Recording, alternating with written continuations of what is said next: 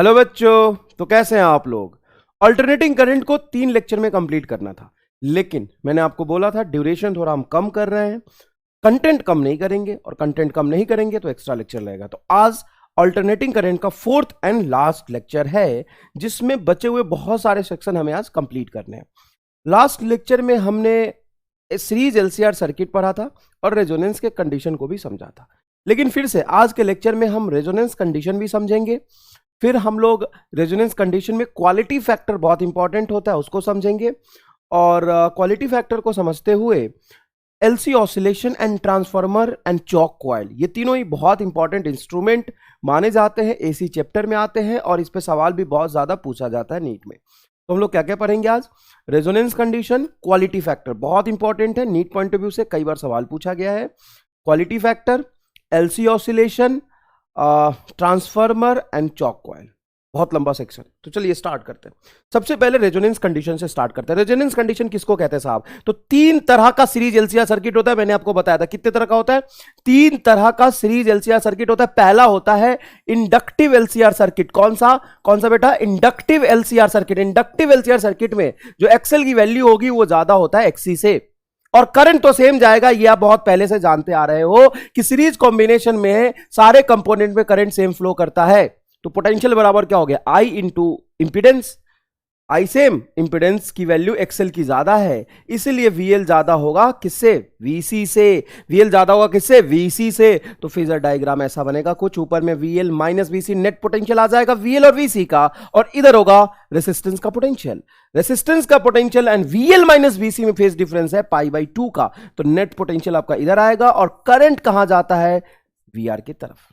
तो ये phase difference हो गया। इस फेज डिफरेंस में आगे कौन चल रहा है? आगे चल रहा है वोल्टेज, क्योंकि ये इंडक्टिव एलसीआर है। इंडक्टिव एलसीआर में वोल्टेज आगे चलता है। ठीक है बेटा, समझ में आ गया बहुत अच्छे से? ठीक। अब कैपेसिटिव एलसीआर। कैपेसिटिव एलसीआर में कौन आगे चलेगा? वोल्टेज या करंट? तो याद रख, कैपेसिटिव एलसीआर मतलब कैपेसिटर डोमिनेटिंग होगा, कैपेसिटर में वोल्टेज पीछे चलता है, करंट आगे चलता है, तो नेट वोल्टेज पीछे चलेगा और करंट आगे ही चलेगा। तो बोलो कैपेसिटिव एलसीआर। कैपेसिटिव एलसीआर में क्या कहानी होगा? कैपेसिटिव एलसीआर में बेटा जो आपका एक्सी होगा वो ज्यादा होगा एक्सएल से, इसलिए वीसी होगा वो ज्यादा होगा वीएल से। ठीक है, इसका फेजर डायग्राम बनाएंगे तो नेट वोल्टेज ये होगा वीसी माइनस वीएल, इधर होगा आपका वीआर, तो नेट वोल्टेज कहीं इधर आ जाएगा वी, और करंट भी आपका वीआर के डायरेक्शन में होगा। ये होगा आपका फेज डिफरेंस। यहां तक कहानी समझ में आ गई? ये रिपीट कर रहा हूं, मैं पिछले लेक्चर में समझाया था, लेकिन एक बार पीछे से चलते हैं ना, नॉर्मल क्लास में ऐसे ही करते हैं। लास्ट लेक्चर का कुछ सेक्शन उठाते हैं जहां से आपको कंटिन्यूटी बन सके। नेक्स्ट है रेजोनेंस एलसीआर।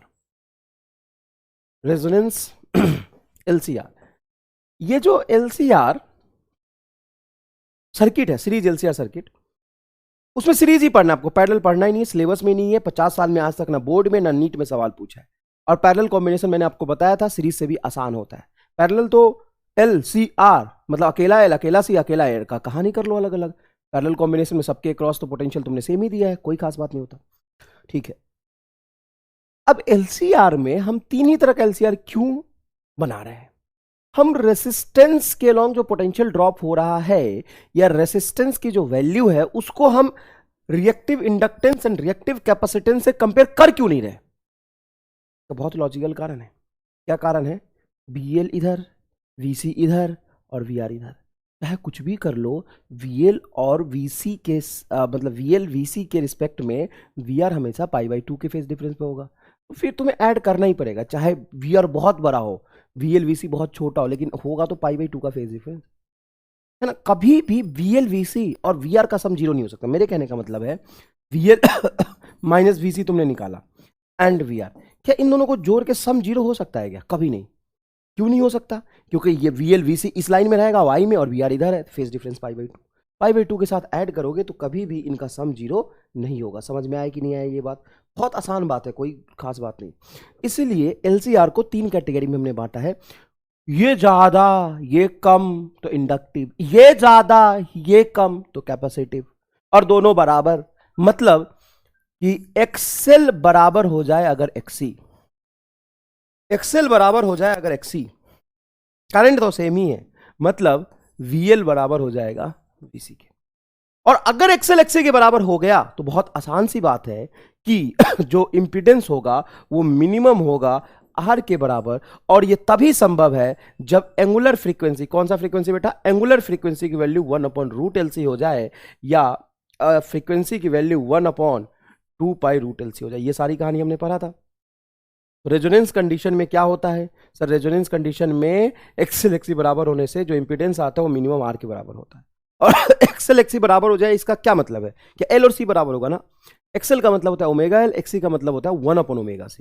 वो तभी बराबर होगा जब फ्रीक्वेंसी रेजोनेंस फ्रीक्वेंसी के बराबर हो, F0 = 1/2π√LC के बराबर हो जाएगा, तभी ये रेजोनेंस की कंडीशन आएगा। अगर जेड मिनिमम है तो करंट मैक्सिमम होगा, जेड मिनिमम है तो करंट मैक्सिमम होगा। और करंट की वैल्यू होगी, अगर आप आरएमएस की बात कर रहे हैं तो ई आरएमएस आरएमएस की वैल्यू मैक्सिमम होगा, पीक की बात नहीं कर रहे हैं, बटा जेड मिनिमम। और जेड मिनिमम क्या हो जाएगा आपका आर। इसमें पावर फैक्टर cos फाई की वैल्यू हो जाती है R/Z, और तुम जेड कह रहे हो कि खुद आर के बराबर है, तो पावर फैक्टर क्या हो जाएगा 1। याद रखिएगा, आपसे पूछ लेगा रेजोनेंस कंडीशन में पावर फैक्टर की वैल्यू बताइए, तो रेजोनेंस कंडीशन में पावर फैक्टर की वैल्यू क्या होती है 1 होती है। अच्छा, अब यहां आते हैं फेजर डायग्राम में समझते हैं। ये VL, ये VC और ये आपका VR, जिधर VR उधर ही आई। अब तुम कह रहे हो कि VL और VC बराबर है और दोनों में फेज डिफरेंस कितने का होता है पाई का, दोनों में फेज डिफरेंस कितने का होता है बेटा पाई का। तो ये VL और VC नेट कैंसिल हो जाएगा, इधर बचेगा आपका नेट वोल्टेज जो VR के बराबर होगा, और इधर नहीं बचेगा नेट करंट।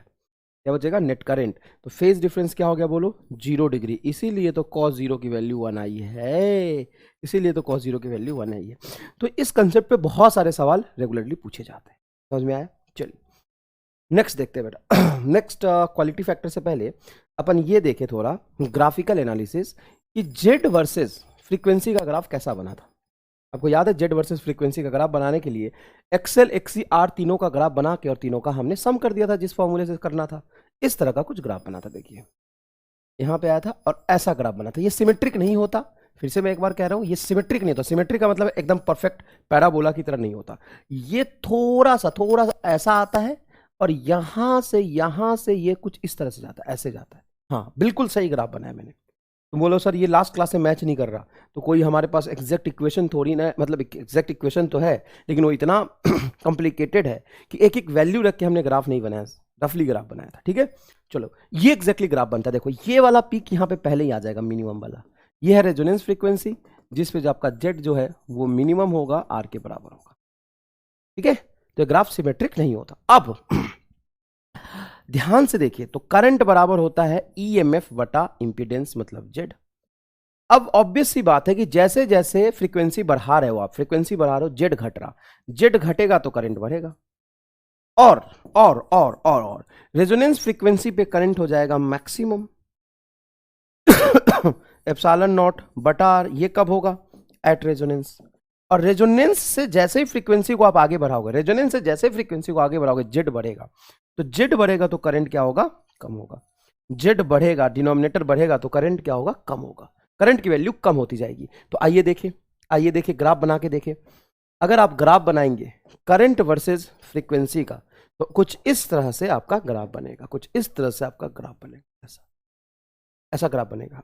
और रेजोनेंस फ्रीक्वेंसी पे जो करंट का वैल्यू आएगा, रेजोनेंस फ्रीक्वेंसी पे जो करंट का वैल्यू आएगा वो आएगा मैक्सिमम। देखिए ये वाला करंट आएगा आपका मैक्सिमम।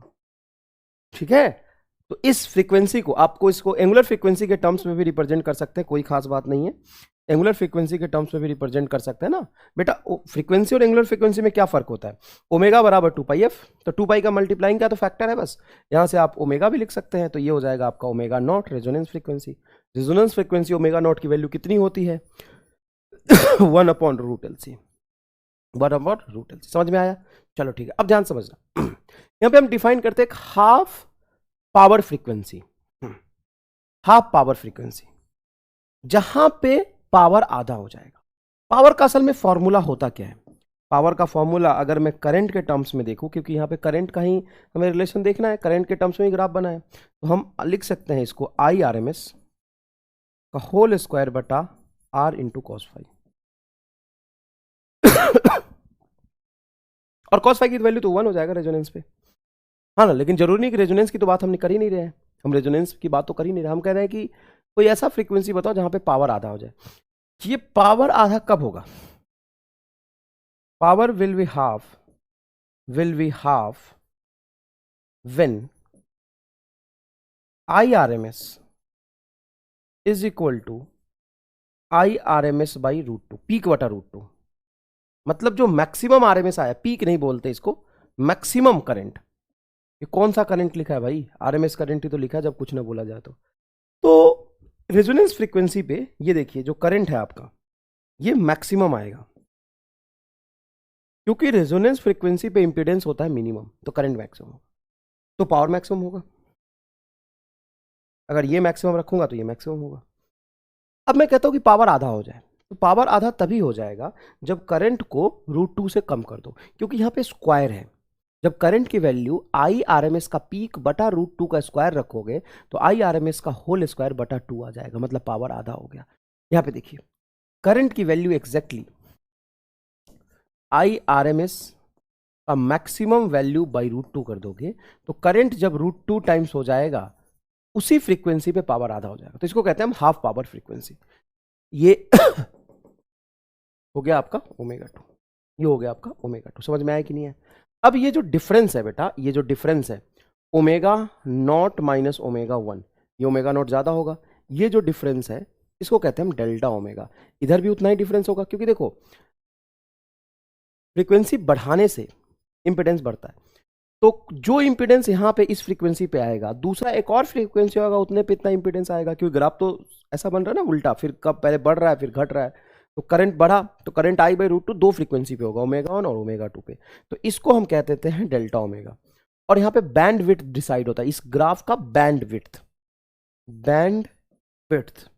वो बैंड विड्थ हो जाता है बेटा WI बैंड विड्थ, वो बैंड विड्थ डिफाइन हो जाता है 2 टाइम्स ऑफ डेल्टा ओमेगा। ये डेल्टा ओमेगा, ये टोटल बैंड विड्थ यहाँ से यहाँ तक कितना हो जाएगा 2 टाइम्स ऑफ डेल्टा ओमेगा, ये कहते हैं बैंड विड्थ। समझ आया? कोई खास बात नहीं, अब इसका कोई डेरिवेशन नहीं पढ़ना तुम्हें, ये तो बहुत आसान सी बात है ना कि पावर आधा करना है। कौन सी फ्रीक्वेंसी पे पावर आधा हो जाएगा? उस फ्रीक्वेंसी पे जिस पे इंपीडेंस की जिस पे करंट की वैल्यू √2 टाइम्स कम होगी, मतलब इंपीडेंस √2 टाइम्स बड़ा होगा। बहुत आसान है, मिनिमम इंपीडेंस का √2 टाइम्स इंपीडेंस बड़ा होगा तभी तो करंट कम होगा। ठीक है, अब ध्यान से सुनना, एक मैं इंस्ट्रूमेंट बना रहा, अब ये जो इंस्ट्रूमेंट बना रहा हूँ ये असल में कैसा इंस्ट्रूमेंट है इसको समझना, ये मैं क्या बना रहा हूँ समझना, बस तुम ये मैं क्या बना रहा हूँ समझना, क्या बना रहा हूँ समझना। ये मैंने क्या बनाया है बता दो सर, अभी बनाओ। हाँ अभी अभी अभी ये मैन्युफैक्चरिंग प्रोसेस में है, मैन्युफैक्चरिंग प्रोसेस में है। आपको बताना है कि मैंने ये क्या बनाया है, क्या बनाया है, क्या बनाया है, क्या बनाया है।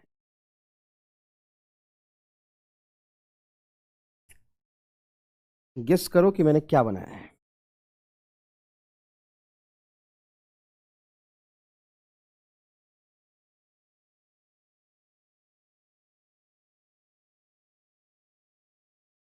थोड़ा सा समय दे दो, बढ़िया बनाने की कोशिश कर रहा हूँ ताकि तुम गेस कर पाओ, है ना, तुम्हारे लिए ही बढ़िया बनाने की कोशिश कर रहा हूँ कि तुम गेस कर पाओ कि मैंने क्या बनाया है,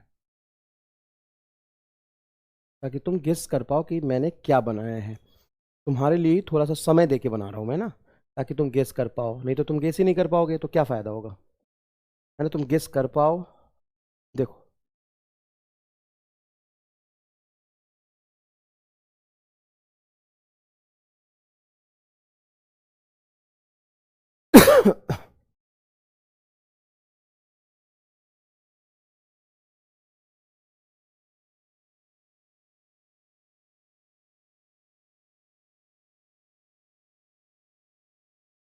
लो भैया बना दिया मैंने, बताओ ये क्या है, फटाफट बताइए ये क्या है। ये है बेटा, स्क्रीन पॉज करके थोड़ा सोचो क्या बनाया मैंने, ये है रेडियो। और अगर तुम नहीं पहचान पाए उसमें तुम्हारी गलती नहीं, मेरी ड्राइंग की गलती, मैंने गलत बनाया होगा, मतलब परफेक्शन से नहीं बना पाया, हालांकि परफेक्शन से बना देता तो सब पहचान लेते। सुन मेरी बात, परफेक्शन से बना लेता तो सब पहचान लेते। अब तुम पहचान के दिखाओ ना, मेरी ड्राइंग से पहचान के दिखाओ ना, तब तो टैलेंट वाली बात हुई। बताओ ये क्या है? रेडियो है ये, ठीक है ना।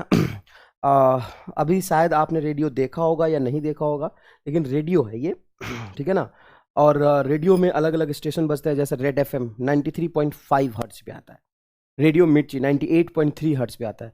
तो जब हमारे टाइम पे, जब हम 11th 12th में होते थे ना, तो ब्लैक ब्लैक कलर के ऐसे ऐसे रेडियो आते थे, बहुत छोटे बड़े, चाइनीज नेपाली रेडियो आते थे। उस रेडियो में हम गाने लगा के बढ़िया सुनते रहते थे और पढ़ते रहते थे, है ना। तो ये रेडियो है, ये रेडियो का स्पीकर है, देख देख बताता हूँ, ये रेडियो का स्पीकर है। और ये जो गोला है ये है आपका वॉल्यूम वाला गोला। किसका वाला गोला है? वॉल्यूम बढ़ाने घटाने वाला गोला, है ना। एक वॉल्यूम कम करने के लिए ऐसा गोला बना होता है। और ये है बेटा चैनल चेंज करने वाला गोला, चैनल चेंज करने वाला। ऐसे घुमाते हैं तो ये वाला जो काटा है आगे पीछे करता है। जब यहाँ पे लिखा हो 93.5 हर्ट्ज तो रेड एफएम बजने लगता है। और अगर मेरा मन कर रहा है कि नहीं मैं रेड एफएम नहीं सुनूंगा, मैं रेडियो मिर्ची सुनूंगा, तो मैं क्या करता हूँ कि चैनल चेंज करने वाले गोले को घुमाना शुरू कर देता हूँ।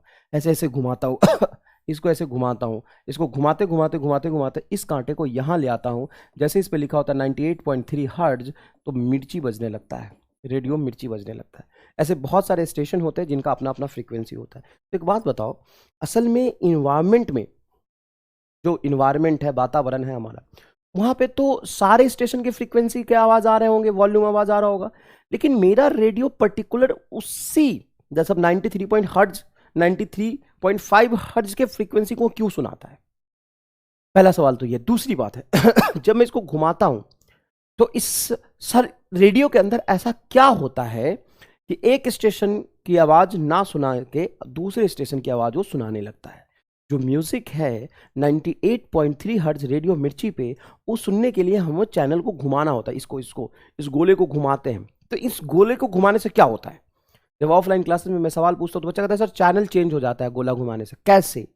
अंदर रेडियो के अंदर ऐसा क्या मैकेनिज्म होता है जो चैनल चेंज हो जाता है? सोच के बताओ। इसके अंदर होता है बेटा सीरीज एलसीआर सर्किट।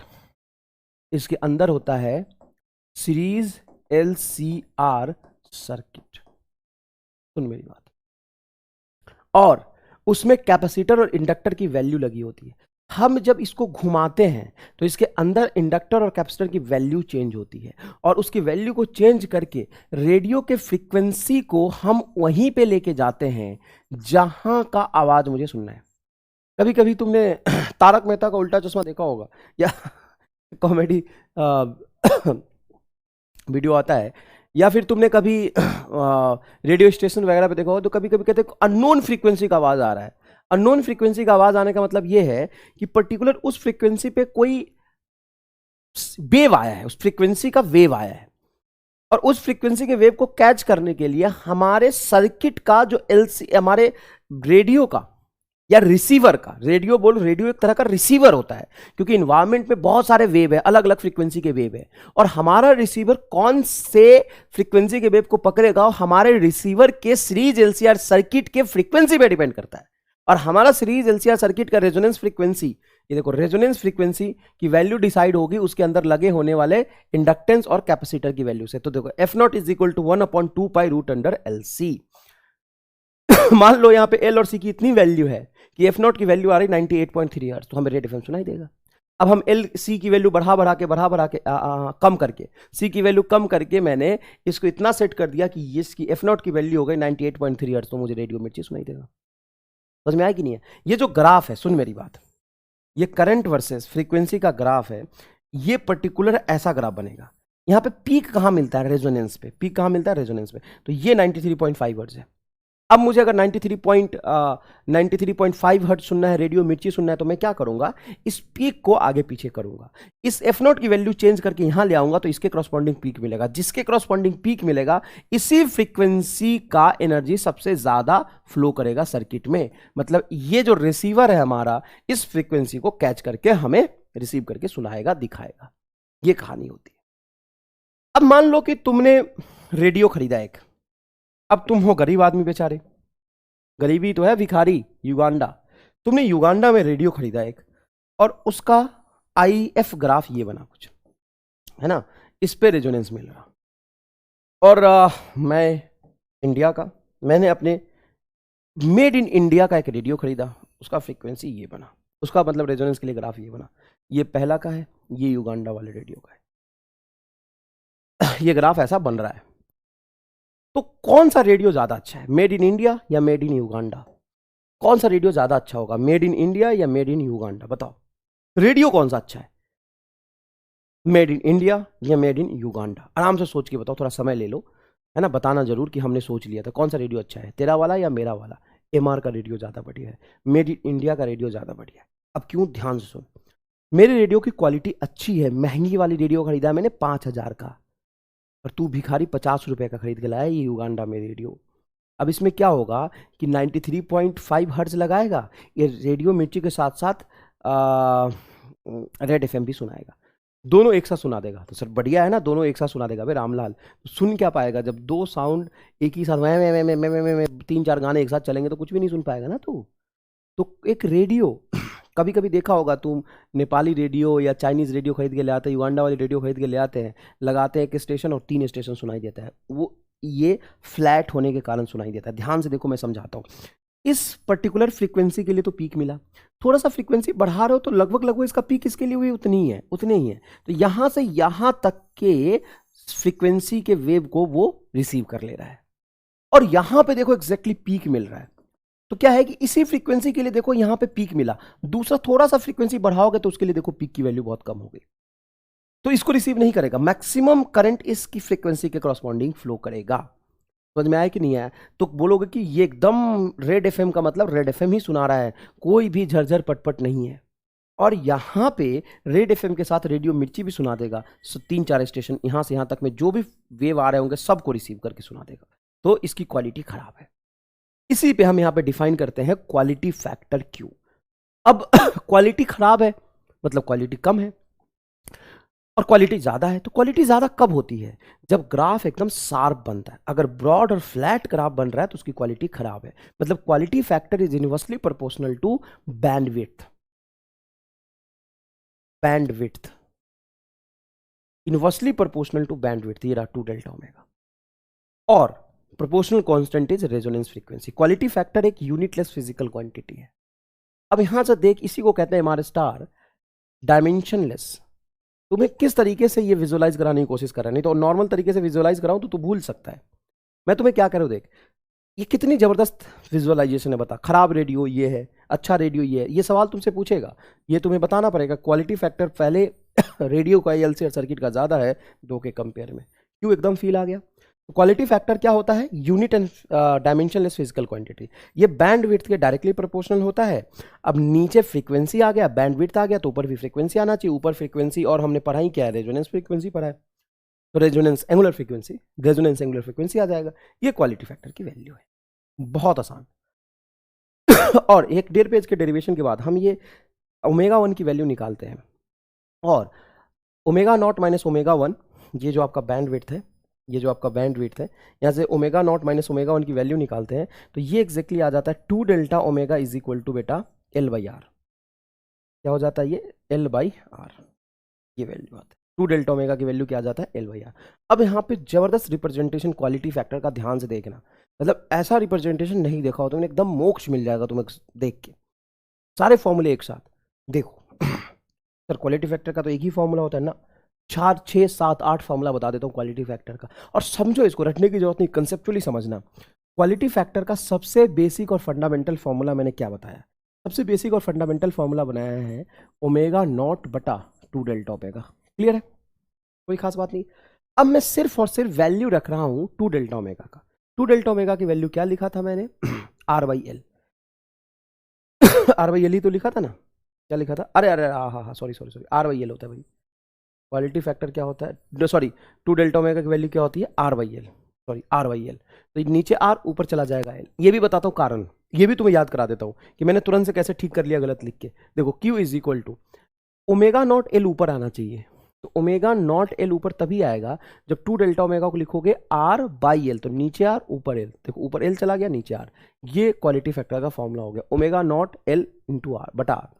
एक बात बताओ, ओमेगा नॉट एल तो एक्सेल होता है, quality factor is equal to XL बटा आर लिख सकता हूं क्या? हाँ, लेकिन ये एक्सेल कौन सा एक्सेल है? कोई सा भी, या रेजोनेंस कंडीशन वाला? Resonance at resonance, XC value resonance. और रेजोनेंस पे जो एक्सेल होता है वही एक्सी होता है। रेजोनेंस पे जो एक्सेल होता है वही एक्सी होता है। तो क्वालिटी फैक्टर का फॉर्मूला ये भी लिख सकते हैं आप, एक्सी डिवाइडेड बाई आर। कोई बुराई नहीं है, कोई बुराई नहीं। अच्छा, सीरीज कॉम्बिनेशन में करंट तो सेम फ्लो करता है ना? अगर करंट सेम फ्लो करता है तो ध्यान से सुनो, यहाँ पे क्वालिटी फैक्टर का फॉर्मूला, अगर करंट से मल्टीप्लाई कर दूं आई और आई, मल्टीप्लाई और डिवाइड कर दूं तो आई आर हो जाएगा आपका वी आर और वो होगा वी एल, मतलब वी एल बटा वी आर हो जाएगा क्वालिटी फैक्टर का फॉर्मूला। देखो कहाँ से कहाँ आ गया देखते देखते।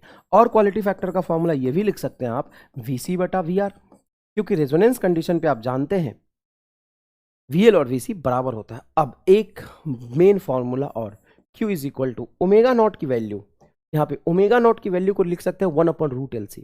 तो ये आ गया तुम्हारा L/R रूट अंडर LC। तो देखो रूट L से L कैंसिल करोगे तो ये हो जाएगा बेटा रूट अंडर L/C 1/R। ये क्वालिटी फैक्टर का और जबरदस्त फॉर्मूला है RLC के टर्म्स में, RLC के टर्म्स में। ये लो, बहुत आसान है, कितना एफर्टलेस हमने फॉर्मूला को लिख लिया यहाँ से। ठीक है, समझ में आया कि नहीं है? अब इस पे बेस्ड सवाल देखते हैं।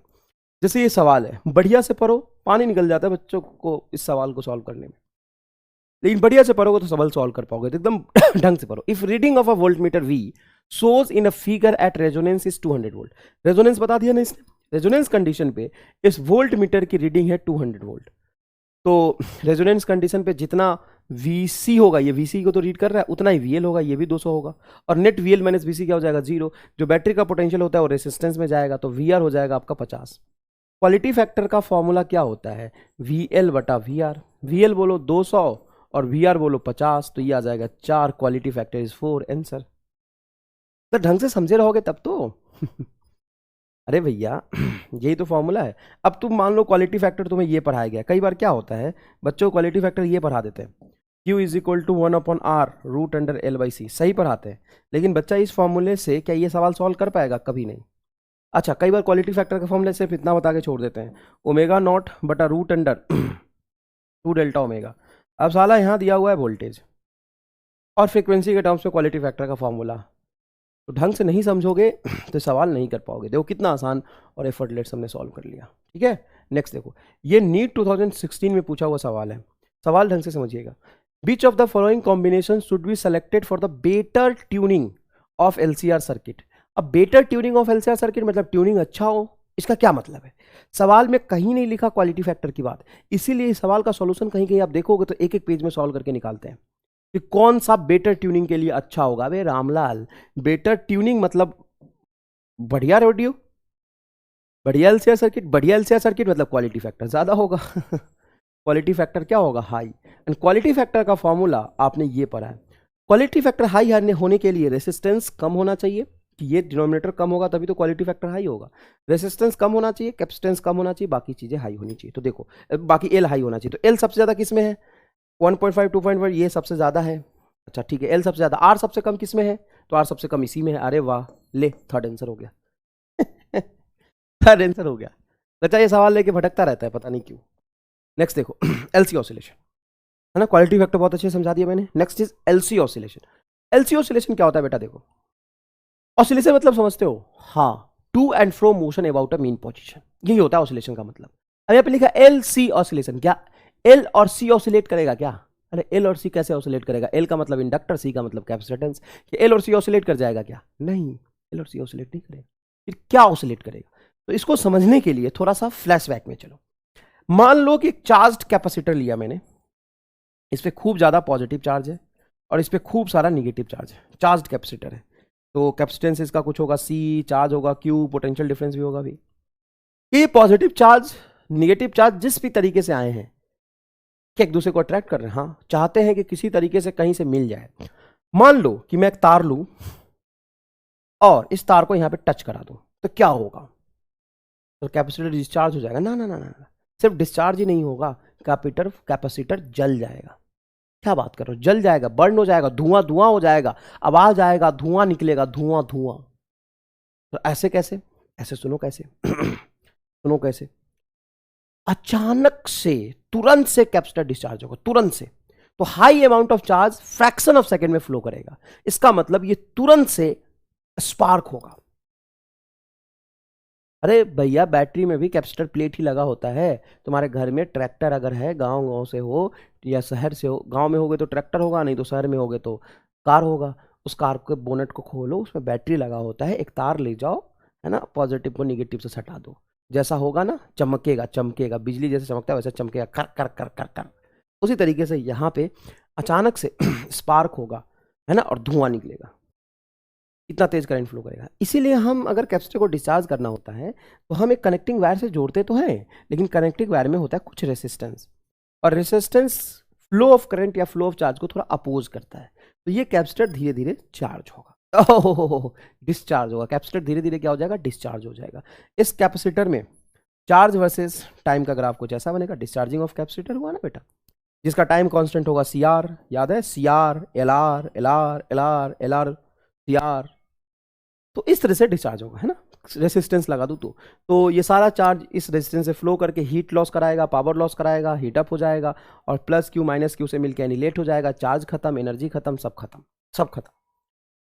लेकिन अगर मैं इसी चार्ज कैपेसिटर को, देखिएगा ध्यान से, let a consider a capacitor, let a capacitor of capacitance C, अच्छा ठीक है, लेट अ, सही लिखा है, let a capacitor of capacitance C. देखिए सी कैपेसिटेंस का एक कैपेसिटर है जिसपे चार्ज रख दिया plus q m and minus q, maximum charge है, initially charge to a charge q M.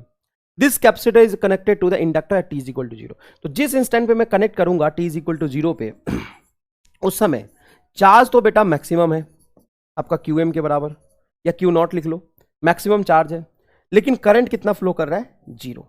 अचानक से तुम इसको कनेक्ट कर दोगे तो ये प्लस क्यू माइनस क्यू से मिलना चाहता है, या यूं कहूं कि कैपेसिटर के पास कौन सी एनर्जी स्टोर होती है, चार्ज के स्टोर होने से इस पे होता है इलेक्ट्रोस्टैटिक एनर्जी। कौन सी एनर्जी होता है, इलेक्ट्रोस्टैटिक एनर्जी। और नेचुरली एक बात समझना, मजा आ जाएगा, पूरा एलसी ऑसिलेशन का फील दिला दूंगा एकदम। नेचुरली जिसके पास एनर्जी होता है ना वो अनस्टेबल होता है। अरे भाई जिसके पास एनर्जी है, एनर्जी ज्यादा है, खूब कूदेगा, जिसके पास एनर्जी ज्यादा, जिसके पास पैसे ज्यादा, वो अनस्टेबल होता है। और लिविंग और non living things naturally stable होना चाहते हैं। मतलब जिसके पास एनर्जी ज्यादा है ना, लूज करके कम करना चाहता है। जैसे मैं पेन की बात करूं तो इसके पास ग्रेविटेशनल पोटेंशियल एनर्जी ज्यादा है, इसको छोड़ दूंगा तो अपने आप नीचे क्यों भाग रहा है, क्योंकि ये ग्रेविटेशनल पोटेंशियल एनर्जी ज्यादा होने से अनस्टेबल है, और स्टेबिलिटी को चाहता है, ये स्टेबिलिटी गेन करने के लिए एनर्जी लूज करेगा। तो दो तरीके से एक्सप्लेन कर रहा हूं मैं। ये पॉजिटिव चार्ज निगेटिव से मिलना चाहता है, बहुत बढ़िया, क्योंकि पॉजिटिव निगेटिव को अट्रैक्ट कर रहा है, बहुत बढ़िया। दूसरी बात, कैपेसिटर चार्ज है तो इसके पास होगा electrostatic energy maximum, maximum electrostatic energy हो जाएगा क्यू एम का होल स्क्वायर बटा 2c। अब ये इस एनर्जी की वजह से अनस्टेबल है और चाहता है कि चार्ज को खत्म करा के अपनी एनर्जी को लूज कर ले और स्टेबल हो जाए। क्या हो जाए, स्टेबल हो जाए, ठीक है। तो स्टेबल होने के लिए एक तो तरीका मैंने बताया कि सीधा तार से जोड़ दो, स्पार्क होगा, धुआं धुआं हो जाएगा, जल जाएगा कैपेसिटर, इतना तेजी में करंट फ्लो करेगा ना कि आग निकलेगा। तो सर रेसिस्टेंस से करा लो, करा के देख लिया। अब मान लो अगर इंडक्टर से जोड़ देता हूं तो असल में क्या होगा वो समझो, और किस चीज का ऑसिलेशन की बात यहां पे हो रही है वो समझो।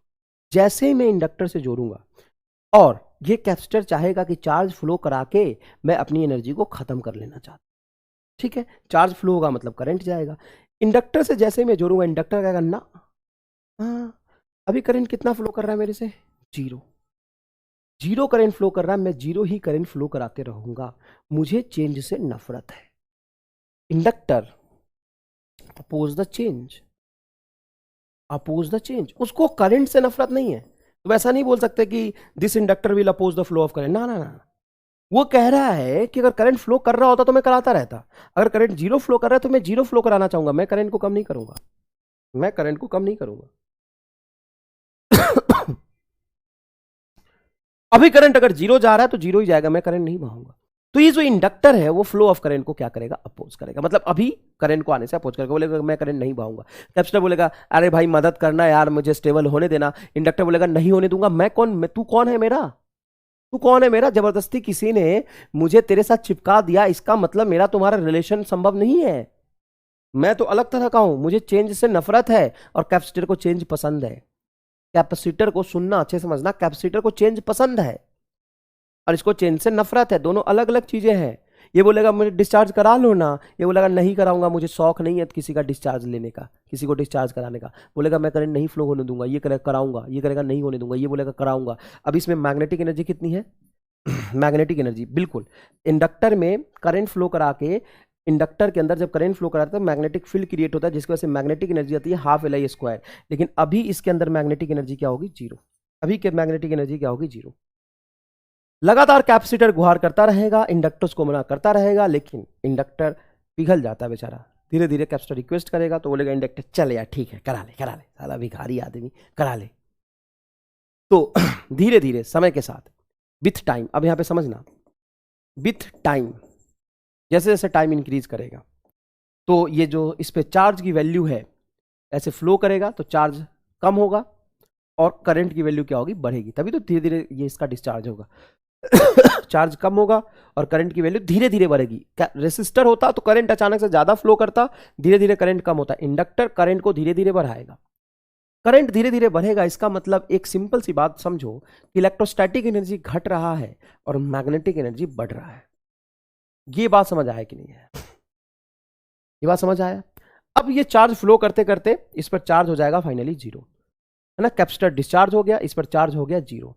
जब चार्ज जीरो हो जाएगा तो इस पे करंट तो चार्ज लगातार फ्लो करते करते करते करते करंट बढ़ा रहा था, करंट हो जाएगा मैक्सिमम, है ना। सारा जो चार्ज है वो फ्लो करके करंट बना देगा तो करंट हो जाएगा मैक्सिमम। मतलब इलेक्ट्रोस्टैटिक एनर्जी चार्ज जीरो होने से जीरो और मैग्नेटिक एनर्जी हो गया आपका मैक्सिमम, जो कि हो जाएगा हाफ एल आई मैक्स का होल स्क्वायर। ठीक है, अब बोलेगा कैपेसिटर वाह मुझे शांति मिला, मैं अब स्टेबल हो गया। इंडक्टर बोलेगा तो कैपेसिटर बोलेगा करंट अब मत फ्लो करा, अब मुझे क्या जरूरत है, तो करंट अब काहे फ्लो करा रहा? बोलेगा इंडक्टर नहीं, एक बार अगर मेरे से करंट फ्लो करने लग गया तो मैं करंट फ्लो कराता रहूंगा, मैं करंट को अचानक से जीरो नहीं कर सकता। कैपेसिटर बोलेगा अब कैसे कराएगा भाई, ना तो मेरे अंदर पोटेंशियल डिफरेंस है ना मेरे अंदर चार्ज है, जबरदस्ती कैसे करंट फ्लो करा लोगे यार? इंडक्टर बोलेगा नहीं मैं तो करंट फ्लो कराऊंगा। कैपेसिटर बोलेगा मैं चार्ज दूंगा ही नहीं। इंडक्टर बोलेगा मैं लूंगा। कैपेसिटर बोलेगा मैं पूरा डिस्चार्ज हो गया, मैं स्टेबल हो गया, अब मेरे अंदर एनर्जी जीरो हो गई, अब मैं तुम्हें करंट नहीं दूंगा, चार्ज नहीं फ्लो कराऊंगा। इंडक्टर बोलेगा मैं तो कराऊंगा, जबरदस्ती लूंगा। अरे जब तुम्हारी जरूरत थी, तुम्हें स्टेबल कराना था, तो तुम्हारी मदद मैंने किया था कि नहीं किया था? अब मैं खुद अनस्टेबल हो गया, मेरे अंदर एनर्जी आ गई, एनर्जी आ गया तो अनस्टेबल हो गया ना, अब मैं तो करंट फ्लो कराऊंगा, कराता रहूंगा। अचानक से मैं अपना फ्लक्स चेंज नहीं कर सकता, करंट में कराऊंगा। बोले कैपेसिटर कैसे कराओगे? कैपेसिटर बोलेगा कैसे कराओगे? मैं जबरदस्ती तेरे अंदर से चार्ज लूंगा, तो इस पर चार्ज इधर से फ्लो करेगा, तो इस पर चार्ज धीरे धीरे बढ़ेगा और करंट धीरे धीरे घटेगा। तो बोलो इलेक्ट्रोस्टैटिक एनर्जी बढ़ेगा और मैग्नेटिक एनर्जी मैक्सिमम से घटेगा। अब ये करंट धीरे धीरे घटता जाएगा और इस पे चार्ज बढ़ता जाएगा। अब इस पे प्लस चार्ज आ जाएगा मैक्सिमम, इस पर आ जाएगा माइनस चार्ज मैक्सिमम। मतलब चार्ज की पोलैरिटी क्या हो गई, अपोजिट, और धीरे धीरे करंट हो जाएगा जीरो। जैसे ही करंट जीरो हो जाएगा, चार्ज मैक्सिमम, तो इलेक्ट्रोस्टैटिक एनर्जी मैक्सिमम और मैग्नेटिक एनर्जी बेटा जीरो। लो भैया मैग्नेटिक एनर्जी जीरो। अब बोलेगा इंडक्टर अब हुआ ना, मुझे शांति मिला, अब मैं स्टेबल हो गया, अपनी एनर्जी लूज कर चुका, मैं अपने जीवन में खुश हूं, अब डिस्टर्ब मत करना। कैपेसिटर बोलेगा ऐसे कैसे यार, मैंने तो तुम्हें डिस्चार्ज कराने को बोला था, पॉजिटिव चार्ज मेरे इस प्लेट पे था, मैं बोला था इस पॉजिटिव को इस निगेटिव से मिला दो, तुम्हारे चक्कर में तुमने मिलाया तो सही, लेकिन फिर से यहां से चार्ज लेके यहां रख दिया, यहां पॉजिटिव आ गया, यहां निगेटिव आ गया, अपोजिट पोलैरिटी में मुझे एनर्जी तुमने फिर से दे दी, फिर से डिस्चार्ज कराओ। इंडक्टर बोलेगा ना ना ना ना ना, अब फिर गलती नहीं, तुम्हारे चक्कर में मैं नहीं पढ़ूंगा, लेकिन मैंने इसको जोड़ दिया है, जबरदस्ती दोनों के बीच में रिलेशन बना दिया, तो ऑब्वियस सी बात है ये पॉजिटिव चार्ज यहां से फिर से फ्लो करेगा, चार्ज की वैल्यू घटेगी और करंट अपोजिट डायरेक्शन में बढ़ेगा। मतलब फिर से इलेक्ट्रोस्टैटिक एनर्जी कम होगा और मैग्नेटिक एनर्जी आपका बेटा मैग्नेटिक एनर्जी क्या होगा, बढ़ेगा। अरे यार मैग्नेटिक एनर्जी क्या होगा, बढ़ेगा। देख मैग्नेटिक एनर्जी यू पी बढ़ेगा और चार्ज धीरे धीरे क्या होने लगेगा, कम। चार्ज कम होते होते चार्ज हो जाएगा फिर से जीरो, डिस्चार्ज हो जाएगा कैपेसिटर, अब अपोजिट डायरेक्शन में करंट हो जाएगा मैक्सिमम। मतलब इलेक्ट्रोस्टैटिक एनर्जी जीरो और मैग्नेटिक एनर्जी फिर से हो गया मैक्सिमम। अब बोले कैपेसिटर अब मुझे शांति मिला। इंडक्टर कहेगा नहीं, मुझे तो अशांत करके तू शांत कैसे रह सकता है, अब मैं धीरे धीरे इस पर चार्ज दे तो रहा था ना, है ना, तो पॉजिटिव चार्ज निगेटिव से रिलेट हो गया। बोलेगा और चार्ज मैं देता रहूंगा, मतलब अपोजिट डायरेक्शन में चार्ज फ्लो करेगा, तो इस पर चार्ज की वैल्यू बढ़ेगा और अब धीरे धीरे करंट घटेगा और करंट घट के हो जाएगा जीरो और इस पे अपोजिट डायरेक्शन फिर से ये चार्ज हो जाएगा। मतलब इलेक्ट्रोस्टैटिक एनर्जी फिर से हो गया मैक्सिमम और मैग्नेटिक एनर्जी हो गया जीरो, है ना चार्ज हो गया जीरो। ये एक्स्ट्रा डायग्राम बना लिया था। फिर से ये अपने इनिशियल स्टेट पे आ गया, इनिशियल स्टेट पे आ गया और क्योंकि कोई भी चीज मीन पोजीशन के अबाउट अगर अपने वैल्यू को रिपीट करे उसको बोलते हैं पीरियोडिक फंक्शन और ऑसिलेटिंग फंक्शन। तो ये ऑसिलेशन ही तो हुआ। किसका ऑसिलेशन हुआ? Electrostatic energy and magnetic energy का। इलेक्ट्रोस्टैटिक एनर्जी और मैग्नेट का लॉस नहीं हो रहा, नहीं, क्योंकि हमने जो इंडक्टर बनाया है हम कहते हैं कि आइडियल वायर से बनाया है, मतलब उसका रेजिस्टेंस 0 है। और कैपेसिटर का भी मैं कोई रेसिस्टेंस कंसीडर नहीं कर रहा, इंडक्टर का भी नहीं कर रहा, मतलब रेसिस्टेंस है ही नहीं। तो जिस सर्किट में कैपेसिटर और इंडक्टर लगा होता है उसको हम वॉटलेस सर्किट कह सकते हैं, कि उसमें करंट तो फ्लो करता है लेकिन पावर लॉस नहीं होता।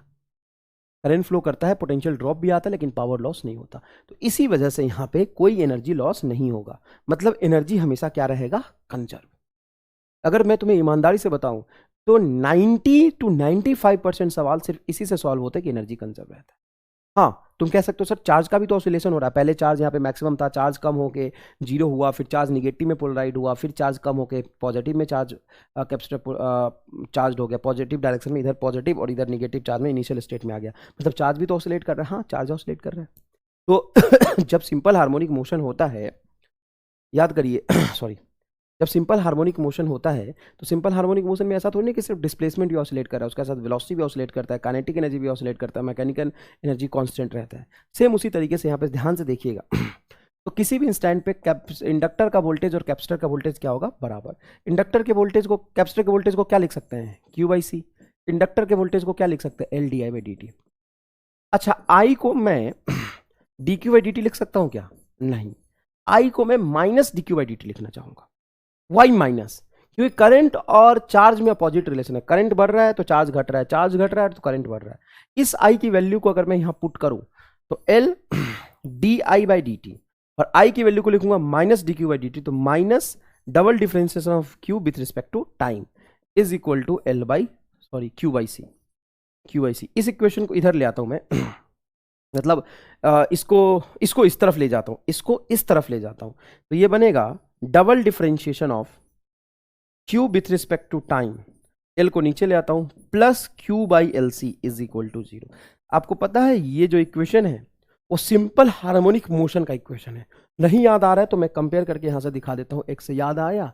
Double differentiation of X with respect to time, ये एक्सेलरेशन होता है, plus omega square X is equal to 0 भी लिख मेरे लाल, ये एसएचएम का इक्वेशन है।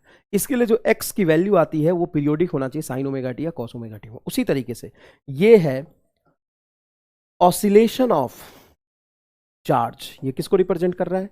Oscillation of charge. ये चार्ज के ऑसिलेशन को रिप्रेजेंट कर रहा है, तो चार्ज का जो फंक्शन आएगा वो आएगा Q is equal to Q M sine omega T.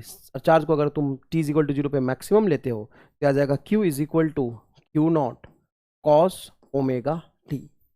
ये आ जाएगा चार्ज वर्सेस टाइम का रिलेशन। किसका रिलेशन आ जाएगा बेटा? चार्ज वर्सेस टाइम का रिलेशन।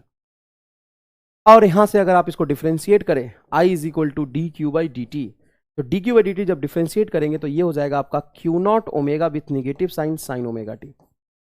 कॉस का डिफरेंशिएशन साइन होता है, और क्यू नॉट ओमेगा बेटा आई नॉट हो जाएगा आपका मैक्सिमम करंट, क्योंकि ये तो डायमेंशनलेस है। प्रूफ करना चाहोगे तो प्रूफ भी कर दूंगा, लेकिन यहाँ पे लॉजिकली समझ लो। तो I इज इक्वल टू हो जाएगा minus I max sine omega T. मतलब आई मैक्स की जो वैल्यू है, आई मैक्स की जो वैल्यू है वो क्यू नॉट ओमेगा के बराबर होता है। आई नॉक्स की वैल्यू किसके बराबर होता है? Q naught omega. देखो यहाँ पे करंट ऑसिलेट कर रहा, चार्ज ऑसिलेट कर रहा, एनर्जी ऑसिलेट कर रहा। तो एनर्जी कैसे ऑसिलेट करेगा? तो किसी भी टी टाइम पे जब एनर्जी लिखोगे तो इलेक्ट्रोस्टैटिक एनर्जी हो जाएगा बेटा क्यू स्क्वायर बाई 2c। तो क्यू मतलब ये इसका स्क्वायर, क्यू नॉट का whole square cos square omega T बटा 2c, ये इलेक्ट्रोस्टैटिक एनर्जी है। और मैग्नेटिक एनर्जी क्या हो जाएगा? Half L I square. Magnetic energy क्या होता है? Half L I square. तो आई का स्क्वायर देखो ये क्या होगा? आई मैक्स का whole square sine square omega T. और जब तुम यहाँ पे ध्यान से देखो तो क्यू नॉट का होल स्क्वायर बाई 2 से ये एल आई मैक्स का होल स्क्वायर है। आई मैक्स को क्यू नॉट ओमेगा रख दो, और ओमेगा की वैल्यू जानते हो 1/√LC होता है। ओमेगा की वैल्यू क्या होता है? 1/√LC होता है। जब ओमेगा की वैल्यू यहाँ पे क्यू मैक्स को पुट करोगे तो ये मैग्नेटिक एनर्जी का भी वैल्यू आ जाएगा क्यू नॉट का whole square by 2c sine square omega T. ये कन्वर्जन करके आप देख सकते हो, कोई खास बात नहीं है। अब ध्यान से देखो, इलेक्ट्रोस्टैटिक एनर्जी और मैग्नेटिक एनर्जी का अगर मैं सम करूं, इलेक्ट्रोस्टैटिक एनर्जी और मैग्नेटिक एनर्जी का सम करूं एट एनी टाइम t, तो ये आ जाएगा आपका क्यू नॉट का whole square by 2c sine square omega t, q naught का whole square by 2c cos square omega T. ये q और c के टर्म्स हमने रिप्लेस किया, इसीलिए l और i के टर्म्स में भी रिप्लेस कर सकता हूं। है ना, एक में साइन आएगा एक में कॉस आएगा। तो यहां से देखो Q square by Q naught का होल स्क्वायर बाई 2c को अगर मैं बाहर निकाल लूँ तो यहाँ बचेगा साइन स्क्वायर ओमेगा टी, और क्यू नॉट का होल स्क्वायर 2c बाहर निकल गया तो cos square omega T. Sign square omega T plus cos square omega T क्या हो जाएगा 1। तो ये आएगा तेरा एनर्जी कांस्टेंट। इसको हाफ एल आई मैक्स का होल स्क्वायर के बराबर भी आप रख सकते हैं। बराबर लिखा है, इक्वल टू लिखा है, एडिशन नहीं लिखा है। मतलब किसी भी टी टाइम पे जो नेट इलेक्ट्रोस्टैटिक और मैग्नेटिक एनर्जी का सम आएगा वो कांस्टेंट होगा। तुम्हें देखने में लग सकता है सर इतना याद रखना है क्या? ना, कुछ नहीं, कुछ भी याद नहीं रखना है। लास्ट ईयर के जितने भी आज तक सवाल आईटी मेन और नीट में पूछे गए मैं सारे करा दूंगा, और सारा एक ही इक्वेशन से होगा। इलेक्ट्रोस्टैटिक प्लस मैग्नेटिक एनर्जी का इनिशियल वैल्यू बराबर इलेक्ट्रोस्टैटिक प्लस मैग्नेटिक एनर्जी का किसी टी टाइम पे वैल्यू हमेशा बराबर रहेगा। तो इलेक्ट्रोस्टैटिक एनर्जी और मैग्नेटिक एनर्जी का सम कैसा रहता है? कांस्टेंट। उससे पहले सवाल सॉल्व करने से पहले कई बार ये टीचर डिस्कस नहीं करता लेकिन एग्जाम में पूछ लेते हैं कि मैकेनिकल ऑसिलेशन और इलेक्ट्रिकल ऑसिलेशन, देखो ना, मैकेनिकल ऑसिलेशन सिस्टम मतलब मैकेनिकल ऑसिलेशन जो स्प्रिंग मास सिस्टम का ऑसिलेशन होता है, ये रहा स्प्रिंग और ये रहा आपका मास स्प्रिंग का, स्प्रिंग कांस्टेंट के, और एलसी ऑसिलेशन ये रहा आपका सी और ये रहा एल, जिसको कहते हैं इलेक्ट्रिकल ऑसिलेशन। इलेक्ट्रिकल ऑसिलेशन मतलब एलसी ऑसिलेशन, उसमें दोनों ऑसिलेशन है, दोनों में कुछ ना किसी फिजिकल क्वांटिटी का ऑसिलेशन होगा। तो इसमें कंपेयर करो कौन सा किसके इक्विवेलेंट होगा। अब जबरदस्ती इक्विवेलेंट कैसे निकालेंगे? तो इसके पीछे कुछ लॉजिक है, टीचर तुम्हें बता देता है, इसको याद रख लो, लेकिन याद डायरेक्ट नहीं रखना, मैं तुम्हें समझा देता हूं यहाँ पे क्या लॉजिक है। बहुत छोटी छोटी चीजें समझाऊंगा, सुनना। स्प्रिंग मास सिस्टम में ये ब्लॉक का मास है, स्प्रिंग कांस्टेंट है। एक बात बताओ, इनर्शिया किसके पास होता है? सर इनर्शिया मास के पास होता है। Mass is a inertia, measurement of inertia is a mass. जिसके पास मास ज्यादा है उसके पास इनर्शिया ज्यादा होता है। इनर्शिया का मतलब क्या होता है? अपने स्टेट में चेंज को अपोज करना। इनर्शिया का मतलब क्या होता है? अपने स्टेट में चेंज को अपोज करना। तो देखो ध्यान से इसके अंदर इनर्शिया का रोल प्ले करता है मास, और एल और सी में इनर्शिया कौन शो करता है? इंडक्टर। इंडक्टर को ही तो करंट कांस्टेंट रखना होता है। इंडक्टर एक इनर्शियल प्रॉपर्टी है, इनर्शिया के बेस पे ही सारा, इसमें मैंने लेंज लॉ आपको समझाया था। तो दोनों का इनर्शिया एक दूसरे के बराबर होगा, ये इक्विवेलेंट होगा। ये एक्सप्लेनेशन है एमआर स्टार का, ये तुम्हें एक्सप्लेनेशन कहीं नहीं मिलेगा। जितनी किताब पढ़नी है, एनसीईआरटी पढ़ना, सब पढ़ना पढ़ ले, सब में डायरेक्ट लिखा हुआ है कि हम इसको इसके इक्विवेलेंट मान लेते हैं ना। कारण है मास इनर्शियल प्रॉपर्टी है, इंडक्टर भी इनर्शियल है, तो इनर्शियल इनर्शियल से बराबर होगा। और अगर इनर्शियल इनर्शियल से बराबर होगा तो मास से रिलेटेड एक एनर्जी आती है काइनेटिक वाली, हाफ mv स्क्वायर, और इसमें इनर्शिया इंडक्टर से रिलेटेड मैग्नेटिक एनर्जी आती है हाफ li स्क्वायर। मतलब साफ है, एल अगर मास के करस्पॉन्डिंग है तो जो करंट होगा वो वेलोसिटी के करस्पॉन्डिंग होगा। देखो वेलोसिटी और करंट, ले भैया हो गया। जब दो हो गए तो बाकी सब आराम से हो जाएंगे। कैसे? ये काइनेटिक एनर्जी आ गया, तो पोटेंशियल एनर्जी क्या होता है? पोटेंशियल एनर्जी होता है हाफ के एक्स स्क्वायर। तो यहां से कंपेयर कर लो। इसमें इलेक्ट्रोस्टैटिक एनर्जी क्या होता है? ये होता है क्यू नॉट का होल स्क्वायर बाई 2c। तो जो चार्ज है वही डिस्प्लेसमेंट के प्रोपोर्शनल होता है, जो चार्ज है वो डिस्प्लेसमेंट के प्रोपोर्शनल होता है। तो यहाँ से जो k है वो 1/c के प्रोपोर्शनल हो जाएगा। देखो जो k है 1/c के प्रोपोर्शनल हो जाएगा। यहाँ पे मैकेनिकल एनर्जी कांस्टेंट रहता है, यहाँ पे नेट इलेक्ट्रोमैग्नेटिक एनर्जी कांस्टेंट रहता है। बताओ समझ आया कि नहीं आया? बहुत आसान है। अब देखो एग्जैक्टली सवाल कैसे पूछे जाते एग्जाम में। सवाल कैसे होते देखिए, in an oscillating LC circuit the maximum charge on a capacitor is Q. अब बाय डिफॉल्ट तुम्हें मैंने बहुत सारी चीजें फिजिकली फील करा के पढ़ाया है कि कैसे चार्ज ऑसिलेट करता है। जब चार्ज मैक्सिमम होगा तो करंट जीरो होगा, जब करंट मैक्सिमम होगा तो चार्ज जीरो होगा। तो सवाल को पढ़ के कुछ चीजें बाय डिफॉल्ट आपको समझनी पड़ेगी। कंसेप्ट आपको पता है तो आप समझ जाओगे। मतलब बड़ी भारी चीज नहीं बोल रहा बे, सुन। मैं कह रहा in oscillation LC circuit the maximum charge on a capacitor is q. Maximum charge q है तो मैक्सिमम चार्ज होगा, उस समय करंट जीरो होगा। बस इतना समझना है बे। तुम घबरा गए थे कि क्या समझना है सर? वाह, देख इधर, चार्ज जब मैक्सिमम है और मैक्सिमम चार्ज की वैल्यू क्या है? क्यू, उस समय करंट जीरो होगा। बस इतना समझना है। ये किसी t is equal to zero time पे कहानी है। अब क्या कह रहा है? The charge on the capacitor when the energy is stored equally between the electric and magnetic. अभी जो एनर्जी है वो मैग्नेटिक एनर्जी जीरो है, क्योंकि सारा का सारा एनर्जी किसमें है? इलेक्ट्रोस्टैट में, क्योंकि चार्ज मैक्सिमम है, करंट जीरो। अब कुछ समय बाद कैपेसिटर पे चार्ज कितना होगा? जब कैपेसिटर का जो स्टोर एनर्जी है और इंडक्टर का जो स्टोर एनर्जी है उसकी मैग्नीट्यूड बढ़ा, एनर्जी बराबर बराबर स्टोर हुआ है।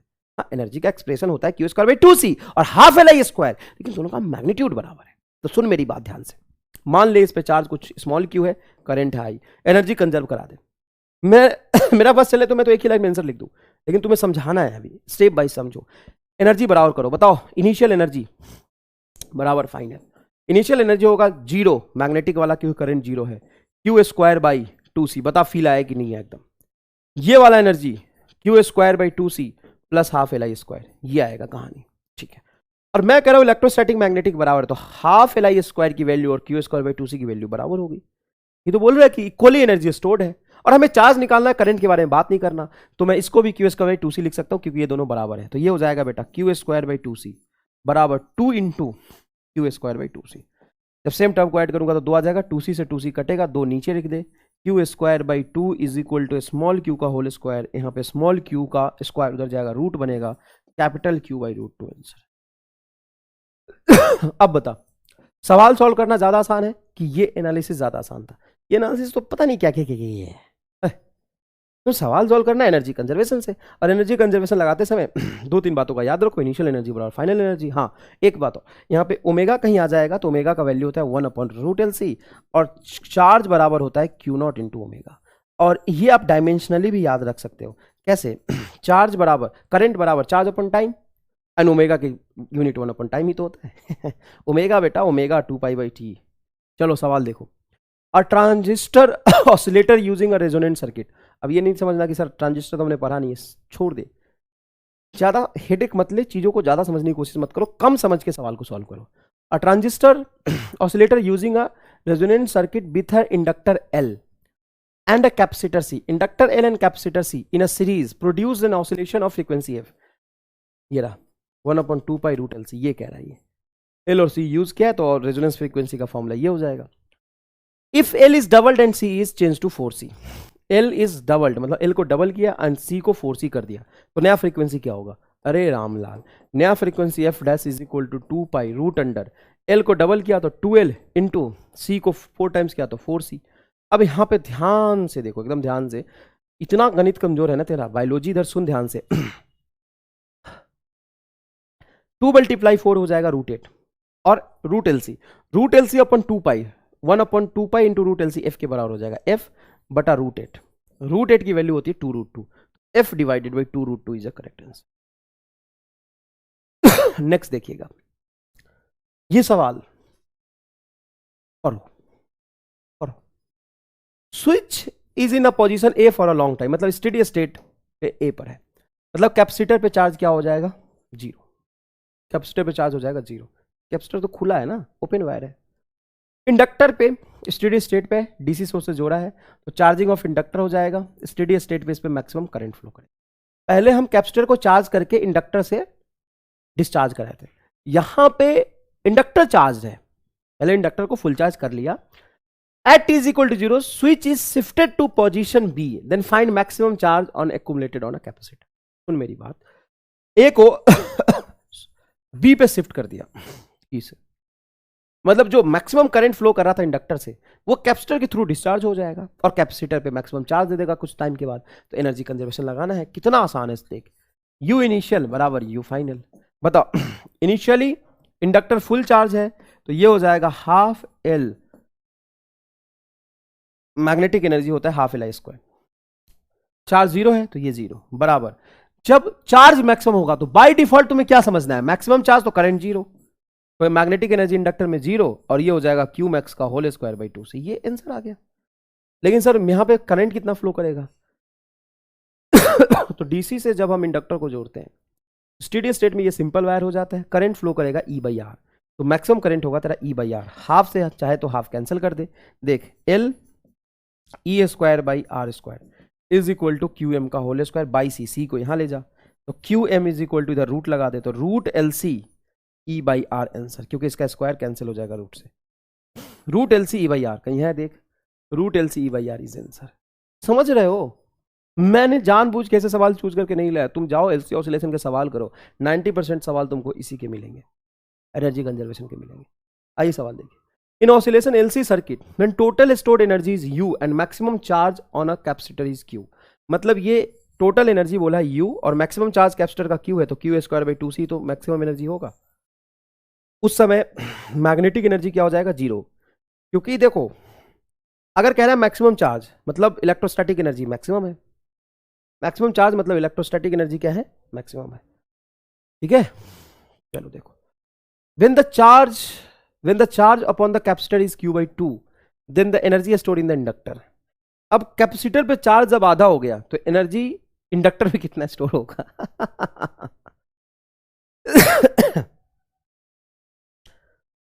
हमारे स्टार से करोगे, ये फॉर्मूला लगाओगे, बताओ, कंसेप्ट बहुत मेहनत से सीखा है, एकदम चीज फील करा के बताइए। आओ हमारे स्टार से,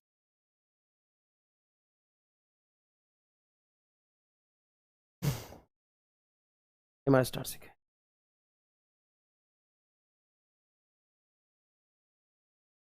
चार्ज आधा होगा, चार्ज आधा, मैक्सिमम चार्ज का आधा, उस समय इलेक्ट्रोस्टैटिक एनर्जी कितनी होगी? मैक्सिमम चार्ज का आधा मतलब q बाई 2 का होल स्क्वायर, मतलब q square by 4 divided by 2c, और q स्क्वायर बाई 2c को आपने क्या बोला था, u, तो यह आ जाएगा u बाई 4, मतलब u बाई 4 एनर्जी बचेगा। चार्ज जब q था तो एनर्जी u थी मैक्सिमम, और चार्ज जब आधा हो जाएगा तो एनर्जी बचेगा u बाई 4, और एनर्जी अगर बचा u बाई 4 तो पक्की बात है बचा हुआ एनर्जी खत्म नहीं हुआ है, वो इंडक्टर में गया, 3u बाई 4।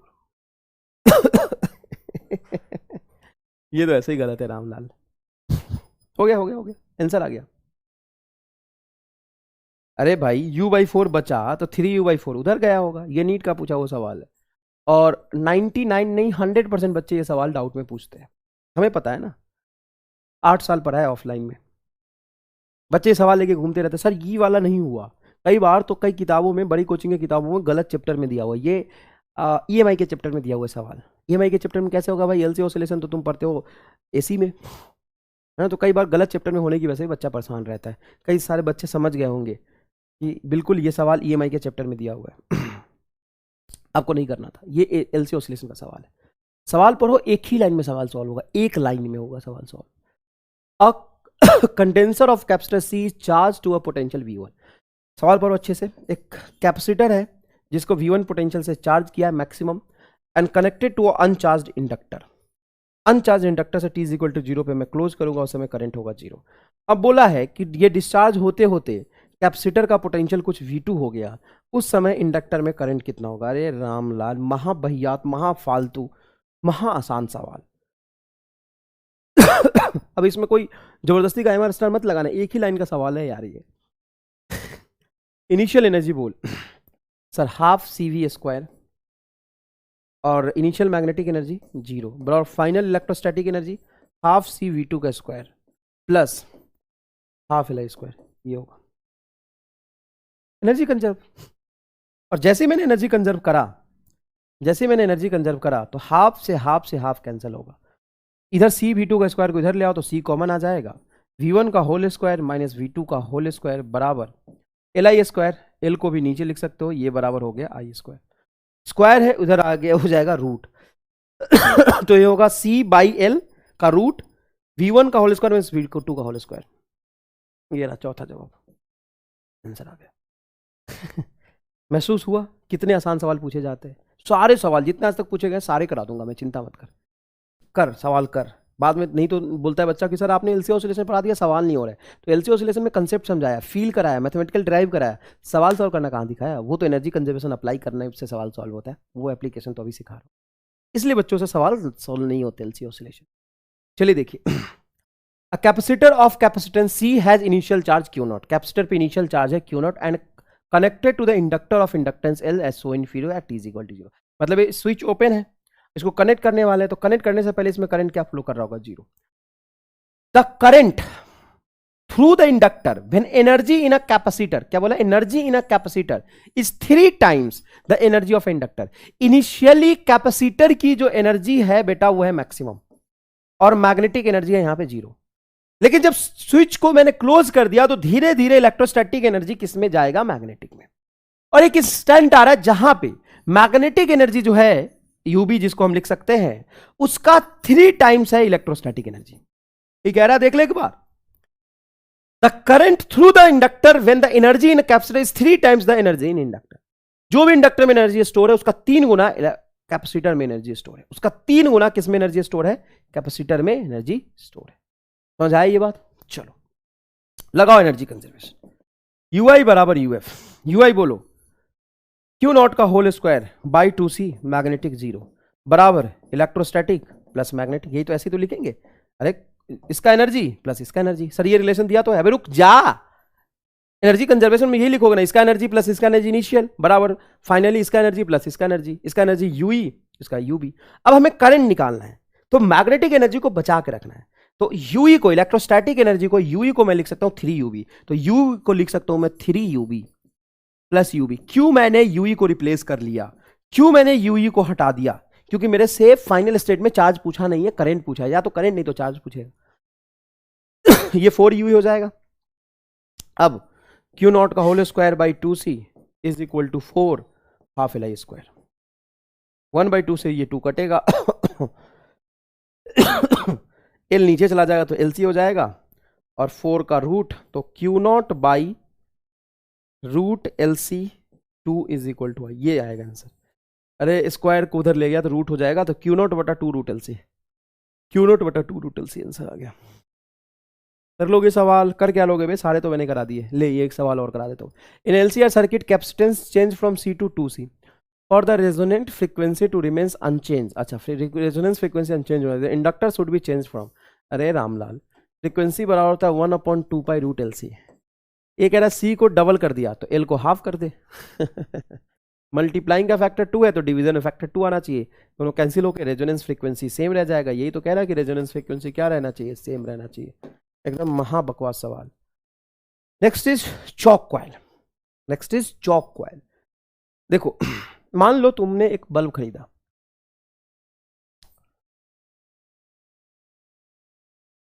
और उसको AC सोर्स से लगा दिया। AC सोर्स का पोटेंशियल है 220 वोल्ट 100 हर्ट्ज, सोर्स का तो यही दिया होता है ना, RMS वोल्टेज और फ्रीक्वेंसी। और जो बल्ब तुमने लगाया है, इस बल्ब का रेटेड वोल्टेज है 110 volt and 50 what, power end voltage इसका रेटेड होता है। बल्ब में पावर एंड वोल्टेज दिया जाता है जला दिया। अब बताओ क्या होगा, क्या होगा, क्या बल्ब धीरे धीरे चमकेगा, या बहुत ज्यादा ब्राइटनेस होगी, या बल्ब फूट जाएगा? तो बल्ब फूट जाएगा, धुआं धुआं हो जाएगा, जल जाएगा, बर्बाद हो जाएगा, खराब हो जाएगा। क्यों? क्योंकि रेटेड वोल्टेज है 110 वोल्ट और सप्लाई है 220 का। तो सप्लाई 220 दोगे तो इस पे 220 ड्रॉप होगा, लेकिन बल्ब की टॉलरेट करने की जो क्षमता है वो है सिर्फ 110 वोल्ट का। बल्ब की टॉलरेट करने की जो क्षमता है वो सिर्फ कितना है, 110 वोल्ट का। तो बल्ब बर्न हो जाएगा, क्योंकि जरूरत से ज्यादा पोटेंशियल ड्रॉप आएगा। तो जरूरत से ज्यादा पोटेंशियल ड्रॉप आने की वजह से बल्ब क्या हो जाएगा, बर्न हो जाएगा, फूक जाएगा। चलो ठीक है, तो इसको बचाने के लिए हम क्या कर सकते हैं? तो करंट इलेक्ट्रिसिटी में ऐसा सवाल हमने किया था। इसको बचाने के लिए हम यहाँ पे इसकी पोटेंशियल को डिवाइड कर देंगे। हम यहाँ पे एक और कोई इलेक्ट्रिकल कंपोनेंट लगा देंगे, जो इलेक्ट्रिकल कंपोनेंट पोटेंशियल को आधा आधा डिवाइड कर ले। मतलब मान लो 220 है तो यहाँ पे 110 ही हो, 110 का ड्रॉप यहाँ हो जाए तो ये बल्ब चमकेगा। क्या मेरा पर्पस सॉल्व हो गया? हाँ, पर्पस सॉल्व हो गया। बल्ब से चमक ही तो देखना था, बल्ब में चमक आ गया और बल्ब फूटा भी नहीं। लेकिन एक दिक्कत है, एक दिक्कत है, बताओ क्या? बताओ क्या, क्या दिक्कत है? बताओ, सोचो, बताना मुझे। फिर दिक्कत मैंने सोच लिया था, और झूठ मत बोलना, नीट की कसम है तुम्हें, झूठ मत बोलना। बताओ क्या दिक्कत है? तो साहब दिक्कत ये है, जो सप्लाई 220 का दिया है उसकी वजह से बल्ब तो चलेगा, और बल्ब जब चलेगा तो उजाला होगा, एनर्जी लॉस होगा, हीट डेवलप होगा, पावर लॉस होगा, उसका हमको पैसा देना पड़ेगा। हाँ, लेकिन साथ साथ मुझे पैसा उसका भी देना पड़ेगा जो इसमें पोटेंशियल ड्रॉप हुआ है, उसके में पावर लॉस होगा। क्यों भाई? तो क्योंकि रेसिस्टेंस में तो पावर लॉस होता है, तो इसका भी पैसा हमें देना पड़ेगा। तो जो हमने यूज ही नहीं किया उसका हमको पैसा देना पड़ रहा है। सर हम नहीं देंगे पैसा, सर हम हटा देते हैं तो बल्ब खराब हो जाएगा, यूज ही नहीं कर पाओगे सप्लाई तो 220 का ही है और बल्ब तुम्हारा वही है। अब क्या करें? पर्पस तो सॉल्व हो गया, बल्ब फूटने से बच गया, बल्ब फ्यूज होने से बच गया लेकिन दिक्कत कहां आई? दिक्कत आई कि हमें उसका भी पैसा देना पड़ रहा है जिसको हमने यूज नहीं किया। यहाँ पे जो हीट लॉस होगा उससे तो ब्राइटनेस होगी, यहाँ पे जो हीट लॉस होगा उससे तो कोई फर्क नहीं पड़ा, गर्म हो जाएगा ये, यहाँ से हीट लॉस होगा, इसकी पैसा तो हमें देना पड़ेगा। इसीलिए हमने चॉक कॉइल इन्वेंट किया। क्या इन्वेंट किया? Choke coil. Choke coil is nothing but a RL circuit which use to divide potential without loss in power या small loss in power with potential with loss in power. अरे भाई साहब with लिख दिया मैंने, with a small loss in power, power loss कम हो। सुनो मेरी बात ध्यान से, यहां पे रेसिस्टेंस ना लगा के अगर मैं इस बल्ब के साथ एक इंडक्टर लगा दूं, तो इंडक्टर मान लो यहां पे सप्लाई है 220 वोल्ट का, तो 110 वोल्ट ड्रॉप यहां होगा, और जिस तरीके से मैंने इंडक्टर की वैल्यू सेट करूंगा कि आधा लॉस यहां पे हो, तो आधा आधा लॉस हो जाएगा। अब क्या होगा कि इंडक्टर की एक खास प्रॉपर्टी है कि इंडक्टर में जो पोटेंशियल ड्रॉप होगा VL, ये जो VL हुआ है इंडक्टर में पोटेंशियल ड्रॉप, जो ये VL हुआ है, इंडक्टर से फ्लो करने वाला करंट और इंडक्टर के पोटेंशियल ड्रॉप में फेज डिफरेंस होता है 90 का, और 90 के फेज डिफरेंस होने की वजह से इसमें पोटेंशियल ड्रॉप तो होगा, लेकिन एवरेज पावर लॉस क्या हो जाएगा? 0। मतलब ये तो चमत्कार ही हो गया, बल्ब को हम फूटने से भी बचा लिए, और यहां पे एवरेज पावर लॉस 0 होगा, तो पैसा भी सिर्फ मुझे इसी का देना पड़ेगा। तो आप कहेंगे कि सर आप चॉक कॉइल में सिर्फ इंडक्टर लगाओ, रेसिस्टर क्यों लगाते हो? तो प्रैक्टिकली ये पॉसिबल नहीं है कि मैं एक वायर को घुमा घुमा के इंडक्टर बनाऊं और उसमें कुछ रेसिस्टेंस नहीं है। प्रैक्टिकली कुछ रेसिस्टेंस आ जाता है, तो इसलिए हम बोलते हैं कि यहां पे लगाएंगे हम चॉक कॉइल। तो chalk coil is nothing but a RL circuit. मतलब असल में हम कॉइल ही लगाते हैं, हम रेसिस्टेंस नहीं लगाते, लेकिन जो वायर से कॉइल बनाएंगे उसकी कुछ ना कुछ यहाँ पे रेसिस्टेंस आ जाएगी। तो ये है आपका इंडक्टेंस और ये आपका रेसिस्टेंस। मतलब हमारा जो L है वो है वांटेड। वांटेड मतलब समझते हो, मतलब जरूरी की चीज, ये तो हम चाहते थे लगाना, और R जबरदस्ती आ गया है, अनवांटेड। ठीक है ना? तो हम यहां पे 3 तरह का चॉक कॉइल बनाते हैं, फील आ जाएगा पूरा, देखना ध्यान से। Ideal chalk coil. Ideal chalk coil का मतलब है कि एकदम आइडियल है, जो कि पॉसिबल ही नहीं बनाना, लेकिन आइडियल चॉक कॉइल की बात कर लेते हैं। इसमें इंडक्टेंस होगा इनफाइनाइट और रेसिस्टेंस होगा 0। मतलब पूरा का पूरा इंडक्टर है, मतलब फेज डिफरेंस जो होगा VL और I में वो होगा आपका 90 डिग्री का, इसलिए average power loss ideal chalk coil में 0 हो जाता है। पोटेंशियल ड्रॉप कराया लेकिन पावर लॉस 0 हो जाएगा। लेकिन हम आइडियल बना ही नहीं सकते, आइडियल कुछ होता ही नहीं है, हम गुड बना सकते हैं, good choke coil, practical chalk coil बोल सकते हो आप इसको, प्रैक्टिकल चॉक कॉइल। उसमें L होगा आपका हाई और R होगा आपका लो। R क्या होगा आपका? लो। तो R अगर लो है, करंट सेम जाता है, तो जो VR की वैल्यू होगी वो कम होगी और VL की वैल्यू ज्यादा होगा, इसलिए नेट वोल्टेज जो आएगा आपका वो इस तरफ आएगा और नेट करंट आपका इधर आएगा।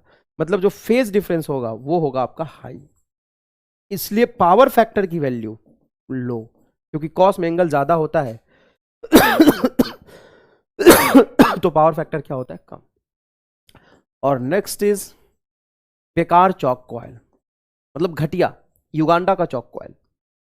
अब युगांडा का जो चॉक कॉइल है उसमें R ज्यादा है तो फिर R ही लगा लेता, थोड़ा सा L लगा के क्या करेगा? L लो है, इसमें जो फाई की वैल्यू होगी वो स्मॉल होगी, क्योंकि बेटा R ज्यादा है, तो जो नेट वोल्टेज होगा वो VR तरफ आएगा, VR और VL का सम VR की तरफ आएगा, और करंट VR की तरफ है, तो फाई कम होगा, इसलिए कॉस फाई क्या हो जाएगा? मैक्सिमम। स्मॉल। कॉस फाई क्या हो जाएगा? लार्ज। ऐसे थ्योरेटिकल और न्यूमेरिकल सवाल आपसे पूछे जाएंगे। तो चॉक कॉइल मतलब RL सर्किट का न्यूमेरिकल मैंने आपको बहुत अच्छे से करा दिया है, और यहाँ पे थ्योरेटिकल सवाल कुछ ऐसे पूछे जाते। देखिए, the power factor of a good choke coil is, good choke coil का पावर फैक्टर मतलब cos phi. Good choke coil के लिए फाई होगा लार्ज, तो कॉस फाई होगा स्मॉल। मतलब एग्जैक्टली 0 तो नहीं कह सकते, एग्जैक्टली 1, नियरली 0। नियरली 0 क्यों? आराम से सोच के बताओ। अगर फाई की वैल्यू बहुत ज्यादा है तो कॉस फाई की वैल्यू बहुत स्मॉल होगी, 0 के पास होगी। Next is transformer. कोई खास बात नहीं है, ट्रांसफॉर्मर में बड़ा छोटा छोटा सा सवाल पूछा जाता है। क्या होता है ट्रांसफॉर्मर? सुनो मेरी बात ध्यान से। क्या तुम्हारे घर में टीवी है, LED और अब तो कौन सा टीवी आता है, एलईडी तो आता है ना, स्मार्ट टीवी, एलईडी पता नहीं इससे भी कोई एडवांस टेक्नोलॉजी आ गया होगा तो जो एलईडी टीवी आता है उसमें स्टेबलाइजर की जरूरत नहीं पड़ती है। लेकिन जो पहले के ज़माने में तुम्हारे घर का कहीं फोटो पड़ा हो तो उसमें टीवी देखना, डब्बे टाइप टीवी होता था, उस डब्बे टाइप टीवी में ऊपर एक बॉक्स भी लगाते थे। ऊपर बॉक्स का काम क्या होता था बेटा, वो स्टेबलाइजर था। अचानक से घर में मान लो कि वोल्टेज बहुत कम आ रहा है, मतलब हम लोग जब 8, 9, 10th में थे, आज से कब की बात है, हाँ 10 साल पहले की, 10 साल से भी थोड़ा ज़्यादा हो गया, जब हम लोग 9, 10th में थे तो उस समय शक्तिमान एपिसोड आया करता था। शक्तिमान, हम लोग शक्तिमान देखते थे संडे को। तो मान लो संडे को शक्तिमान देख रहे हैं, और स्कूल तो मैं कभी गया ही नहीं, मतलब कभी कहानी सुनाऊंगा अपनी, मैं कभी स्कूल नहीं गया। बचपन से पहली बार मैं स्कूल गया था 8, 9th क्लास में। मतलब जो 8, 9th क्लास तक बेसिक जो स्कूली एजुकेशन होता है, जिसमें हम history, civics, geography, Hindi, English, Sanskrit, mathematics, chemistry, physics, biology पढ़ते हैं, वो मैंने कभी पढ़ा ही नहीं। तुम मना मत कर देना कि जो आदमी स्कूल ही नहीं गया उससे हम फिजिक्स क्या पढ़े फिजिक्स थोड़ा पढ़ लिया मैंने, वो एक दूसरी कहानी है। लेकिन कभी स्कूल नहीं गया मैं, 9th तक, 8th तक स्कूल नहीं गया। 8th में पहली बार स्कूल इसलिए गया क्योंकि समय क्या होता था, बोर्ड, 8th क्लास में। खैर तो दिन में क्या होता था कि लाइट का जो वोल्टेज है ना बड़ा कम हो गया, वोल्टेज बहुत कम आ रहा। तो हम लोग 3-4 दोस्त मिलके क्या करते थे, अरे यार अब वोल्टेज तो कम आ रहा, गर्मी के दिन में है ना, गर्मी के दिन में वोल्टेज गाँव में बहुत कम आ रहा है, तो टीवी चल नहीं पा रहा। तो हम लोग क्या करते थे, स्टेबलाइजर हुआ करता था, उस स्टेबलाइजर को घुमा घुमा के उसमें भी ऐसा लगा होता था, देखो ध्यान से, ऐसा होता था स्टेबलाइजर, मैं तुम्हें दिखाता हूँ बहुत अच्छे से, ऐसा लगा होता था। इसमें ये कांटा ऐसा होता था। अब मान लो वोल्टेज कम है तो कांटा एकदम 10-20 वोल्टेज पे है, तो इसको ऐट के घुमा घुमा के स्टेप अप करते थे और वोल्टेज को यहाँ ले जाने की कोशिश करते थे। मतलब जो इनपुट वोल्टेज है वो तो कम है, लेकिन स्टेबलाइजर में कुछ ऐसा लगा होता था जिसको घुमाने से वोल्टेज को बढ़ा देता था। अभी वोल्टेज को बढ़ा तो देगा लेकिन इनपुट वोल्टेज इतना कम है कि इसकी औकात ही नहीं कि बहुत ज़्यादा वोल्टेज बढ़ा पाए। तो हम लोग क्या करते थे, ध्यान से सुनो, फाइनली अब बात पे आते हैं। दूसरे के घर में चले जाते थे, अबे उसके यहाँ भी वोल्टेज ज़्यादा नहीं आ रहा, उसके यहाँ भी कम आ रहा, उसके घर में मान लो दिन में लाइट जल रहा, या कोई गर्मी के दिन में सो रहा है, पंखा चल रहा है, तो पंखा ऑफ कर देते थे चुपचाप जाके, है ना गांव घर में गेट खुला रहता था लोगों का घर का, तो घर में 3, 4, 5, 10 घर में हम लोग जाके चुपचाप उसके घर में जितने भी इलेक्ट्रिकल इंस्ट्रूमेंट थे, लाइट जल रहा, बल्ब जल रहा, फैन चल रहा, जो कुछ भी कहीं है ना, सबको स्विच ऑफ कर देते थे। अब 10-20 घर में भाग भाग के शक्तिमान का टाइम हो गया, वोल्टेज नहीं आ रहा, शक्तिमान का टाइम हो गया, डिम वोल्टेज आ रहा, तो सबके घर में जाके सबका पंखा, टीवी, कूलर सब बंद करके आ जाते थे। और 10-20 घर में जब बल्ब, पंखा, टीवी, कूलर बंद हो जाता तो आराम से वोल्टेज थोड़ा बढ़ जाता, तो हम शक्तिमान देखते। तो हमारे वोल्टेज बढ़ाने का तरीका ये था, ठीक है। लेकिन जो स्टेबलाइजर है वो अपनी शक्ति से वोल्टेज बढ़ाने की कोशिश करता है। अचानक से देखा होगा कभी, तुम क्या एक्सपीरियंस करोगे गांव घर में, हम बचपन में छोटे छोटे बच्चे थे तो हम टीवी जब देखते थे तो घर वाले बोलते थे टीवी देखो, टीवी के साथ साथ स्टेबलाइजर भी देखो। क्यों साहब, क्योंकि गांव में कोई भरोसा नहीं है, अचानक से वोल्टेज बहुत ज़्यादा भी आ जाता था और अचानक से वोल्टेज बहुत कम भी हो जाता था। तो अचानक से वोल्टेज बहुत कम आ गया तो भी टीवी फूक जाएगा, अचानक से वोल्टेज बहुत ज़्यादा चल गया तो भी टीवी फूक जाएगा। तो घर वाले हमें कहते थे कि टीवी के साथ साथ स्टेबलाइजर भी देखो, अगर गलती से वोल्टेज ज़्यादा आ गया और तुम टीवी देखते रह गए, टीवी अगर जल गया तो तुम कूटे जाओगे। और या घर में सब बैठ के टीवी देख रहे हैं, अचानक से वोल्टेज बढ़ेगा, मारते थे एक थप्पड़ पीछे, अबे भाग जा, वोल्टेज कम कर क्या। और वोल्टेज बहुत कम हो गया, टीवी नहीं चल पा रहा, फिर मारते थे एक थप्पड़, जा वोल्टेज वक्त का, बात बात पे पीट जाता था आदमी, यार इज्जत ही नहीं है। तो जाके हम क्या करके आते थे, वोल्टेज अगर बहुत बढ़ गया है तो वोल्टेज कम करके आते थे, और मान लो वोल्टेज बहुत कम हो गया, टीवी नहीं चल पा रहा, तो भी थप्पड़ मारा, जाके वोल्टेज बढ़ा गया तो जाके हम लोग भाग के जाते थे टीवी के पास, स्टेबलाइजर रखा होता था ऊपर में, उसका ऐड के वोल्टेज बढ़ाते थे। तो उसमें अंदर क्या लगा होता था, ये transformer. Transformer is an instrument use to control voltage. 2 तरह का ट्रांसफार्मर होता है, स्टेप अप और स्टेप डाउन। जरूरत से ज्यादा अगर वोल्टेज बढ़ चुका है तो कम करने के लिए स्टेप डाउन करते थे। जैसे पावर स्टेशन पे जो ट्रांसफार्मर लगा होता है वो स्टेप अप होता है, वहाँ पे वोल्टेज हम 11,000 वोल्ट तक वोल्टेज बढ़ा देते हैं। और जो सब स्टेशन होता है, हमारे गांव में ट्रांसफार्मर लगा होता है, हम बोलते हैं ना कभी कभी कि हमारे गांव का ट्रांसफार्मर उड़ गया है, 6 महीने से लाइट नहीं आ रहा। हाँ, पहले साहब ऐसे ही होता था, 6 महीने तक लाइट नहीं आ रहा, हमारे गाँव का ट्रांसफार्मर उड़ गया है। तो ट्रांसफार्मर में क्या होता था, गांव के ट्रांसफार्मर वो स्टेप डाउन होता था, पावर स्टेशन से जो 11,000 वोल्ट की सप्लाई आ रही है उसको कम वोल्टेज करके घरों में देता था, तो स्टेप डाउन ट्रांसफार्मर होता है। ठीक है। ओनली यूज फॉर एसी, ये सिर्फ एसी के लिए यूज होता है, नॉट फॉर एसी, अरे Ramlal, not for DC. This is only use for AC, not for DC. ये डीसी के लिए यूज नहीं होता है, सिर्फ और सिर्फ एसी के लिए यूज होता है। Based on a mutual inductance, mutual inductance जो ये मैं पढ़ाया था उसी प्रिंसिपल पे ये बेस्ड होता है। देखो ये है तुम्हारा आयरन कोर, ये क्या लिया हमने, देखो ध्यान से, आयरन कोर। और इस आयरन कोर पे बेटा क्या किया हमने कि यहां से जो एसी इनपुट वोल्टेज है वो डायरेक्टली इंस्ट्रूमेंट में ना देके इस आयरन कोर का, आयरन का एक मोटा थिक प्लेट है, उसमें ऐसे ऐसे लपेट दिया मैंने। अब ये कॉइल बन गया, तो इसमें जैसे ही करंट फ्लो करेगा, आईपी प्राइमरी करंट, तो ये प्राइमरी करंट ऐसे इंडक्टर के फॉर्म में फ्लो करेगा, क्योंकि इस पे लपेट दिया मैंने, तो इसकी वजह से अंदर में मैग्नेटिक फील्ड लाइंस बन जाएगा।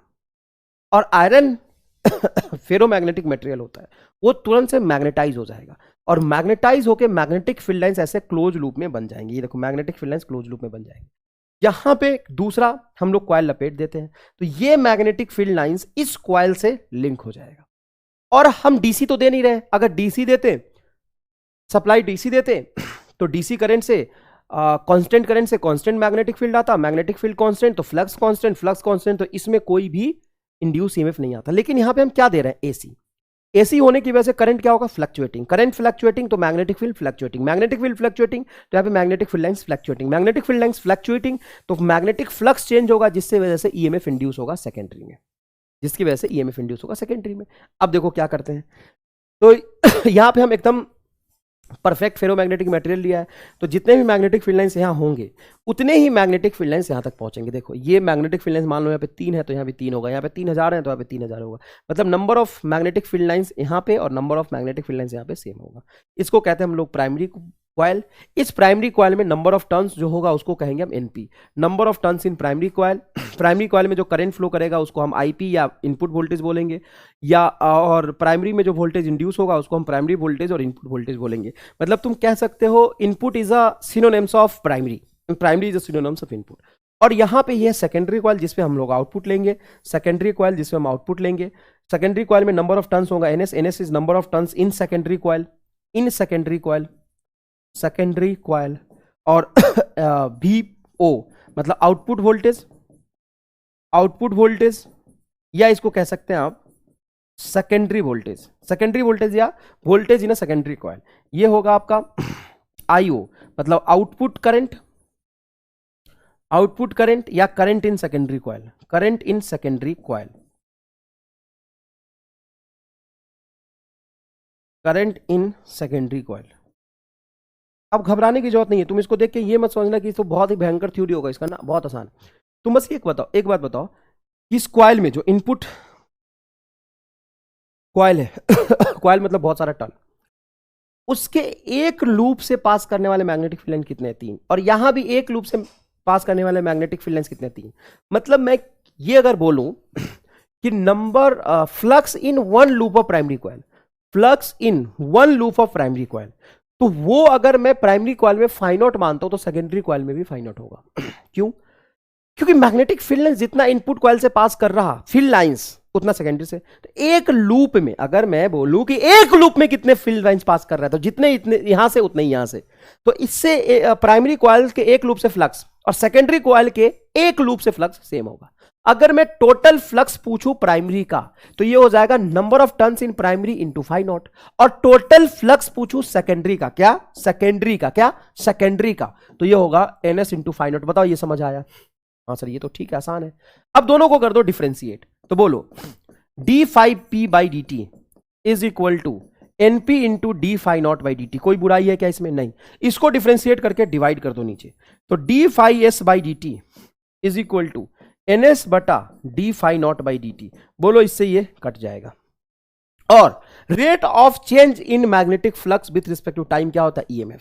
प्राइमरी का flux change with respect to time primary का EMF, मतलब इनपुट वोल्टेज बटा आउटपुट वोल्टेज बराबर एनपी बटा एनएस। मतलब आप कह सकते हो कि इनपुट का वोल्टेज मतलब प्राइमरी का वोल्टेज बराबर प्राइमरी का नंबर ऑफ टर्न्स, सेकेंडरी का वोल्टेज सेकेंडरी का नंबर ऑफ टर्न्स। तो यहां से वी आउटपुट का फॉर्मूला आप यहां से निकाल सकते हो एनएस बटा एनपी। देख रामलाल, इसको इधर ले गया, इसको इधर लेता हूं, into we in.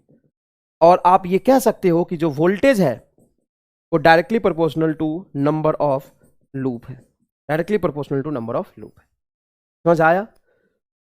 Next, power loss हम लोग जीरो एज्यूम करते हैं, मतलब 90, इफिशियंसी इसकी बहुत हाई लेते हैं।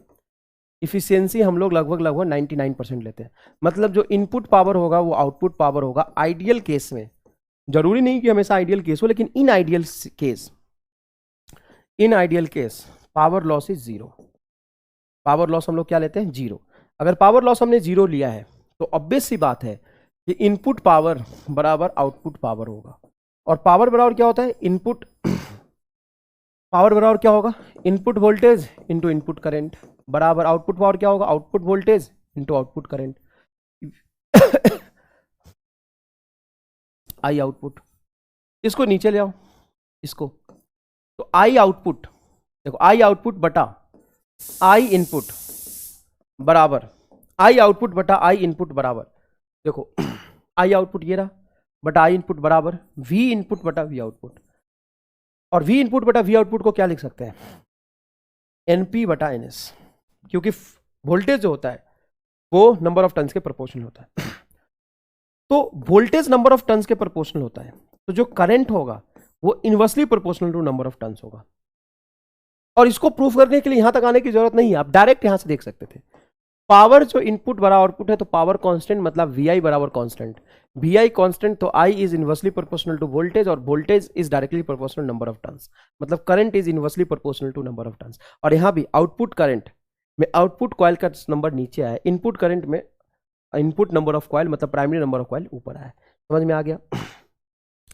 अब तुमसे ये पूछेगा कि दो तरह के ट्रांसफार्मर कैसे कैसे होते हैं, तो आपको सॉल्व करना है ऐसे, स्टेप अप ट्रांसफार्मर और step down transformer. Step up transformer,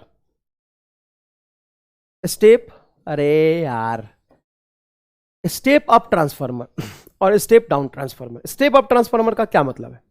step up transformer का मतलब जो वोल्टेज बढ़ाएगा, मतलब वी आउटपुट वोल्टेज ज्यादा होगा इनपुट वोल्टेज से, मतलब सेकेंडरी का नंबर ऑफ टर्न्स ज्यादा होगा प्राइमरी के नंबर ऑफ टर्न्स से। लेकिन करंट इनवर्सली प्रोपोर्शनल होता है, तो सेकेंडरी का करंट कम होगा प्राइमरी के करंट से, मतलब जो आउटपुट करंट कम है वो प्राइमरी के करंट से कम होगा। लेकिन जो पावर है इनपुट पावर बराबर आउटपुट पावर हो जाएगा, वो नंबर ऑफ टर्न्स पे डिपेंड नहीं करता, वो नंबर ऑफ टर्न्स पे डिपेंड नहीं करता। क्या क्या बेटा? Does not depends upon number of turns, does not depends upon number of turns. चलिए यहां पे देखते हैं step down transformer. Step down transfer मतलब जो आउटपुट वोल्टेज होगा वो कम होगा, आउटपुट वोल्टेज जो होगा वो इनपुट वोल्टेज से क्या होगा? कम होगा। मतलब सेकेंडरी का नंबर ऑफ टर्न्स प्राइमरी के नंबर ऑफ टर्न से कम होगा। प्राइमरी का नंबर ऑफ टर्न ज्यादा है मतलब प्राइमरी का वोल्टेज ज्यादा होगा, मतलब इनपुट वोल्टेज ज्यादा होगा, मतलब आउटपुट वोल्टेज कम होगा। लेकिन करंट जो की बात करेंगे तो हम करंट बोलेंगे कि करंट सेकेंडरी का ज्यादा होगा प्राइमरी के कंपेयर, क्योंकि वोल्टेज कम है तो करंट ज्यादा होगा, वोल्टेज कम है तो करंट ज्यादा होगा, क्योंकि current inversely proportional number of turns होता है। लेकिन पावर क्या होगा? बराबर होगा। लेकिन पावर क्या होगा? बराबर होगा। ध्यान से सुन, कान खोल के सुन ले ध्यान से। स्टेप अप ट्रांसफार्मर का मतलब है आउटपुट वोल्टेज ज्यादा, इनपुट वोल्टेज का मतलब सेकेंडरी का वोल्टेज ज्यादा, मतलब इनपुट वोल्टेज प्राइमरी का वोल्टेज कम। स्टेप अप ट्रांसफार्मर, अब सुन, स्टेप अप ट्रांसफार्मर का मतलब है आउटपुट वोल्टेज ज्यादा, मतलब सेकेंडरी का वोल्टेज ज्यादा, मतलब प्राइमरी का वोल्टेज कम, सेकेंडरी का वोल्टेज ज्यादा, मतलब सेकेंडरी का number of turns, secondary coil का नंबर ऑफ टर्न्स ज्यादा होगा, प्राइमरी कॉइल का नंबर ऑफ टर्न्स कम होगा। Current inversely proportional number of turns होता है, इसलिए प्राइमरी का करंट ज्यादा होगा, सेकेंडरी का करंट कम होगा, क्योंकि सेकेंडरी का वोल्टेज ज्यादा है, क्योंकि स्टेप अप ट्रांसफार्मर है, इसलिए सेकेंडरी का नंबर ऑफ टर्न्स ज्यादा होगा। लेकिन पावर दोनों का बराबर होगा, कि पावर बराबर रहता है, लेकिन current inversely proportional number of turns होता है। तो स्टेप अप ट्रांसफार्मर में आउटपुट वोल्टेज ज्यादा होगा, मतलब सेकेंडरी का वोल्टेज ज्यादा होगा, प्राइमरी का वोल्टेज कम होगा। करंट प्राइमरी का ज्यादा होगा, क्योंकि सेकेंडरी का वोल्टेज ज्यादा है तो प्राइमरी का करंट ज्यादा होगा। लेकिन पावर दोनों का बराबर होगा। Voltage directly proportional number of turns होता है, current directly inversely proportional number of turns होता है। स्टेप डाउन ट्रांसफार्मर की बात करेंगे, स्टेप डाउन ट्रांसफार्मर में आउटपुट वोल्टेज कम होगा, इनपुट वोल्टेज ज्यादा होगा। स्टेप डाउन ट्रांसफार्मर कर रहा हूं, डाउन कर रहा हूं तो आउटपुट वोल्टेज कम होगा, इनपुट वोल्टेज ज्यादा होगा, मतलब इनपुट का नंबर ऑफ टर्न्स ज्यादा है, प्राइमरी का नंबर ऑफ टर्न्स ज्यादा है, सेकेंडरी का नंबर ऑफ टर्न्स कम है, इसलिए करंट सेकेंडरी का ज्यादा होगा, लेकिन पावर दोनों का बराबर होगा। देख देख देख देख, कंसेप्ट अगर एक बार दिमाग में बैठ गया तो ये सारी बातें एकदम महाबकवास है। अब सुनो, ये तो बात हो गई आइडियल ट्रांसफार्मर की, लेकिन हमेशा आइडियल ट्रांसफार्मर ही जरूरी नहीं है, एनर्जी लॉस कहीं ना कहीं हो जाएगा। और मेन जो 4 रीजन है एनर्जी लॉस के वो ये रहे। फ्लक्स लीकेज, जो फ्लक्स फेरोमैग्नेटिक मटेरियल से सीधा जाके magnetic field lines magnetic material में घूम जैसे जा रहा था वो लीक भी कर सकता है। मान लो यहाँ पे 100 लाइन्स है, वहां पे 99 लाइन्स हो जाए। Resistance of the winding coil, बिल्कुल सही बात है, रेसिस्टेंस से पावर लॉस तो होगा ही। ईडी करंट, जो प्लेट लगाते हैं हम लोग उसमें ईडी करंट फ्लो कर जाता है। देखो यहाँ पे ये फेरोमैग्नेटिक मटेरियल में ईडी करंट फ्लो कर जाता है, इसमें ऐसे ऐसे ईडी करंट। क्यों? क्योंकि मैग्नेटिक फील्ड लाइंस यहाँ से चेंज हो रहा है। तो इसलिए हम लोग क्या करते हैं कि फेरोमैग्नेटिक मटेरियल का थिक प्लेट ना लगा के ऐसा ऐसा पतला पतला सा प्लेट लगाते हैं। एक प्लेट ये, फिर ये, फिर ये, मतलब बहुत सारे कॉम्बिनेशन ऑफ फेरोमैग्नेटिक मटेरियल हम अप्लाई करते हैं, जिससे ईडी करंट की वैल्यू हम कम कर लेते हैं। हिस्टेरेसिस कर्व, हिस्टेरेसिस कर्व का मतलब है जो भी फेरोमैग्नेटिक मटेरियल तुमने लगाया है, मान लो कि मैग्नेटिक फील्ड हाई हो गया तो हाईली मैग्नेटाइज होगा, फिर मैग्नेटिक फील्ड कम होगा तो डीमैग्नेटाइज होगा, लेकिन उसमें तो लैग आ जाएगा ना। लैग मतलब ये हुआ अप्लाइड मैग्नेटिक फील्ड और मैग्नेटाइजिंग इंटेंसिटी में थोड़ा सा लैग आ जाता है, उसकी वजह से भी पावर लॉस होता है। ये 4 रीजन है पावर लॉस के। अब सवाल देखो, ratio of secondary to the primary turns in a transformer is 3:2, मतलब सेकेंडरी टू प्राइमरी का रेशियो है 3:2, ठीक है। If the output power is P, then input power neglecting all the loss will neglect all the loss, सारे loss को हमने क्या किया? नेग्लेक्ट कर लिया। तो इनपुट पावर बराबर आउटपुट पावर होगा, ये आंसर होगा। कहां पर है वो चक्कर में? पावर नंबर ऑफ टर्न्स पे डिपेंड ही नहीं करता, पावर नंबर ऑफ टर्न्स पे डिपेंड ही नहीं करता।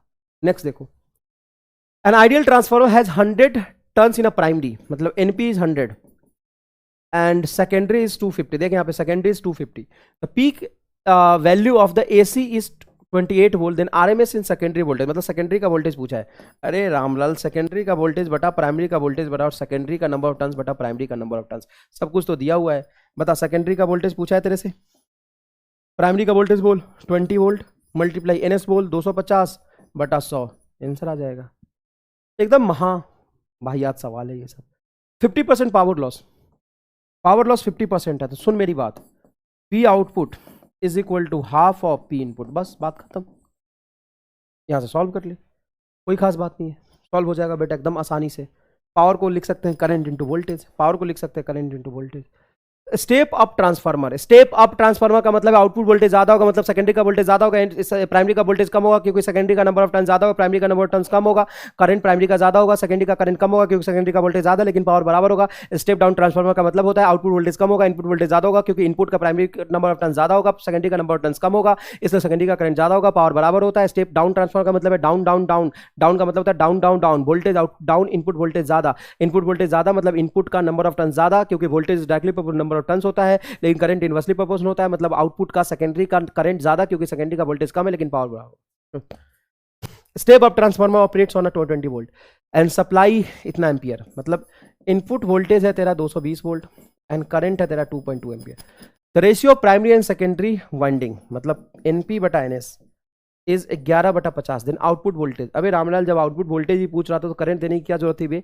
आउटपुट वोल्टेज जो हो जाएगा output voltage by input voltage बराबर एनएस बटा एनपी।